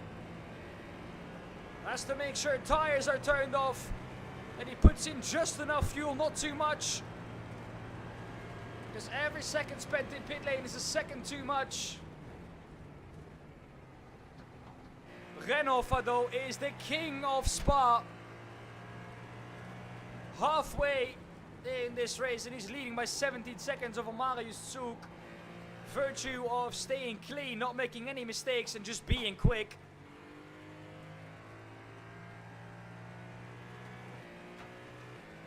Marco Bortolotti also trying to catch up here.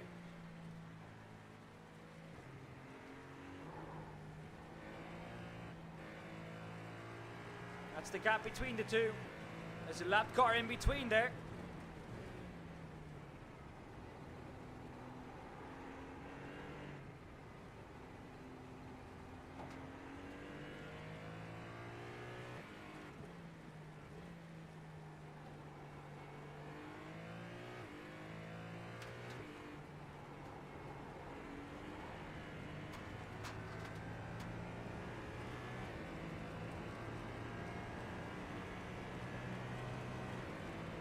Drivers who have made their pit stop. Benedict Hitz is leading them. But it looks like he's only done a drive-through. Andrea Frasinetti might be the first one of drivers that have made their pit stop.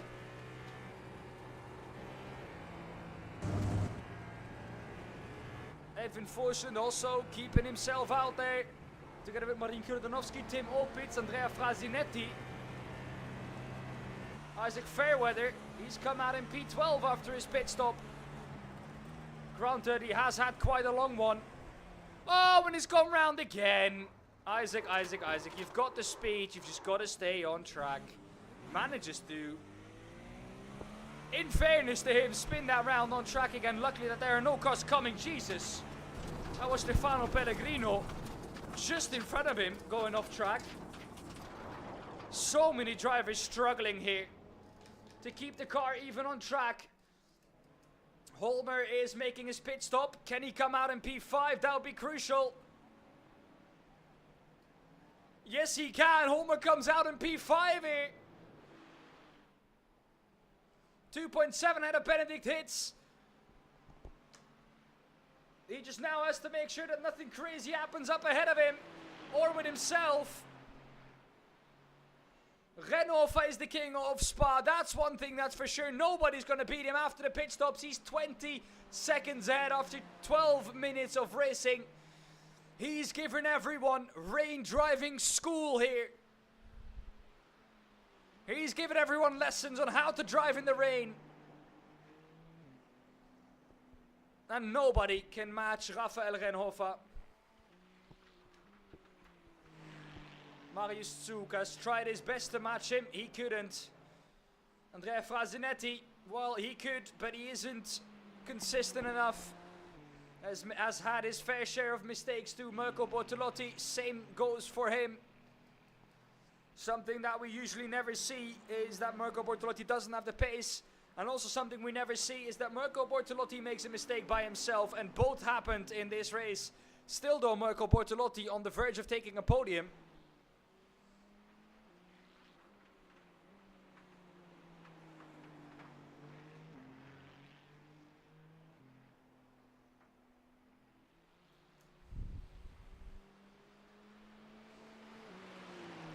I don't dare to call it.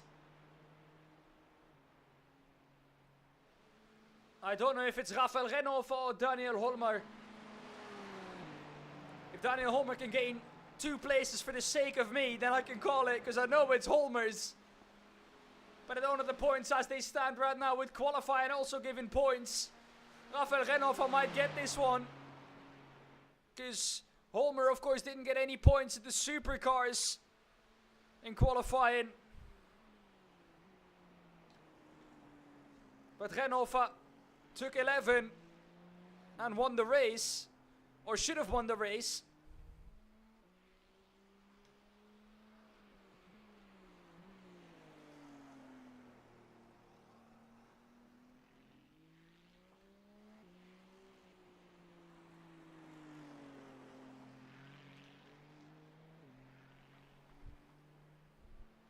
Lap times of 2:11 for Rafael Renhofer.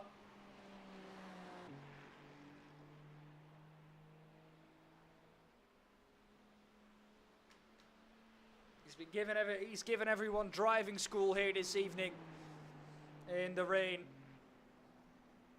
The king of Spa, the master of the wet, and your champion of racers.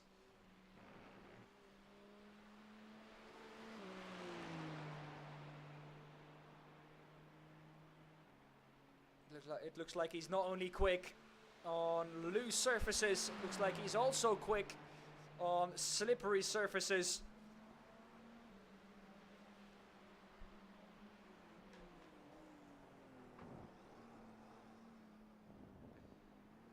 Well then, let's go a lap on board then, without commentary, with Rafael Renhofer.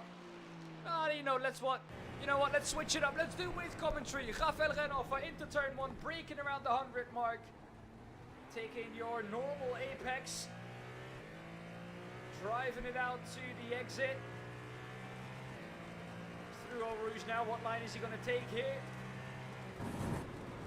A little bit off the normal racing line, but can take so much more speed through there than most drivers do. Last lap time was a 2:12.8. That was, well, 2 seconds almost quicker than Marius Zug. Into Les Combes now. Braking around the same mark as you do in the dry. Staying off the normal racing line for most parts here. Off the curbstones, that's important. You don't want to touch the wet painted surfaces. Taking it in. V-shaping the corner.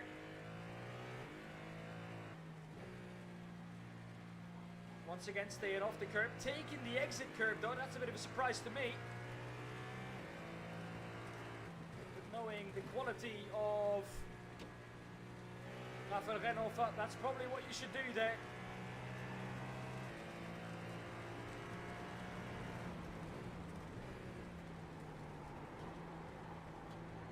Rafael Renhofer through Piff Path now is already coming up to some lap traffic up ahead on a circuit that takes you 2 minutes and 11 seconds to get round. That's how relentless the pace has been from the Austrian.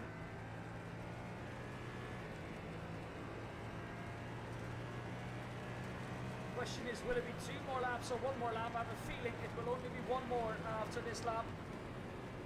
Yeah, white flag will be out after this one. Through Blanchimont, a little hint of a lift, no braking. Into the bus stop, braking at the white line. Near the bridge. Through the bus stop, and that's a lap of Spa-Francorchamps in the wet with the fastest driver on the track. With the fastest driver on the track. Oh, but also Rafael Rennhofer can make a mistake. Good to know that Rafael Rennhofer is also human. Last lap has started there for Rafael Rennhofer. Just needs to drive this to the finish. Here is his contender. Daniel Holmer, 9.5 seconds ahead. He's not going to lose that position if he's going to stay on track to Markus Steffel. Holmer has overtaken Frasinetti, who's had to jump back to the pits. Where's Frasinetti gone? This might settle it for Holmer. If he takes P4, he could be champion. Marco Bortolotti next up ahead. By virtue of staying alive, Holmer might have done this here. With a disconnect from Andrea Frasinetti, because he isn't with us anymore.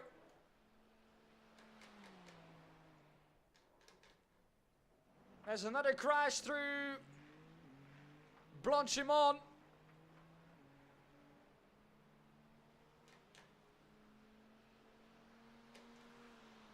Rafael Rennhofer is coming through Pouon already. That's the gap he has to P4 in this race, ladies and gentlemen.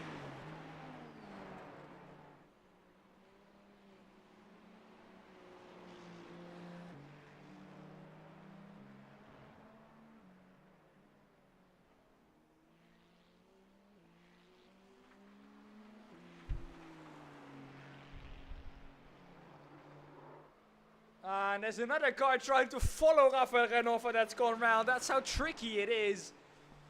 I can tell you, ladies and gentlemen, it isn't easy following him round.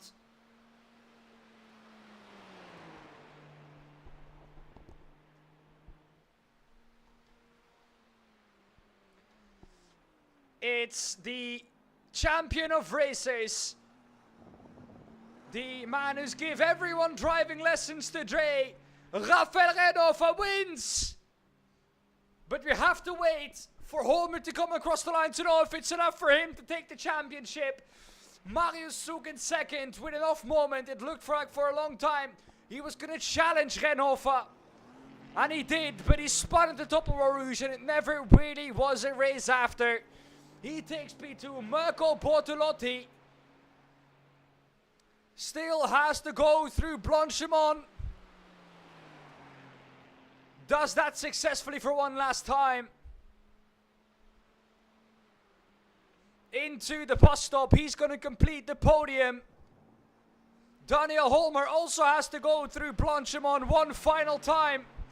And he knows it. He knows he's done enough. Bus stop to go now for Daniel Holmer.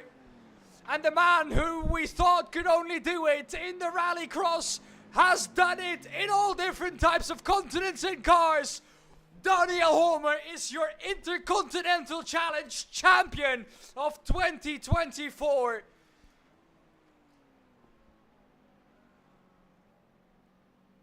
Benedict Hitz comes through to finish P5. Markus Steffel 6th. Isaac Fairweather had the pace, but not the consistency. Christian Ablasa is the last one waiting to come across the line. There are so many drivers that haven't even made it within a lap of the leader. That's how relentless the pace of Rafael Rennhofer was, but it wasn't enough because this man is your champion, your Intercontinental Challenge champion.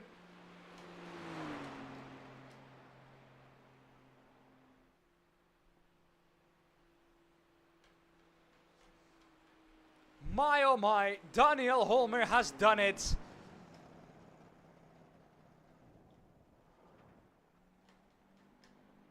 Here's Christian Ablasa coming across the line to finish off this race. And while we look at Daniel Holmer, we can look at the results of the last race of 2024.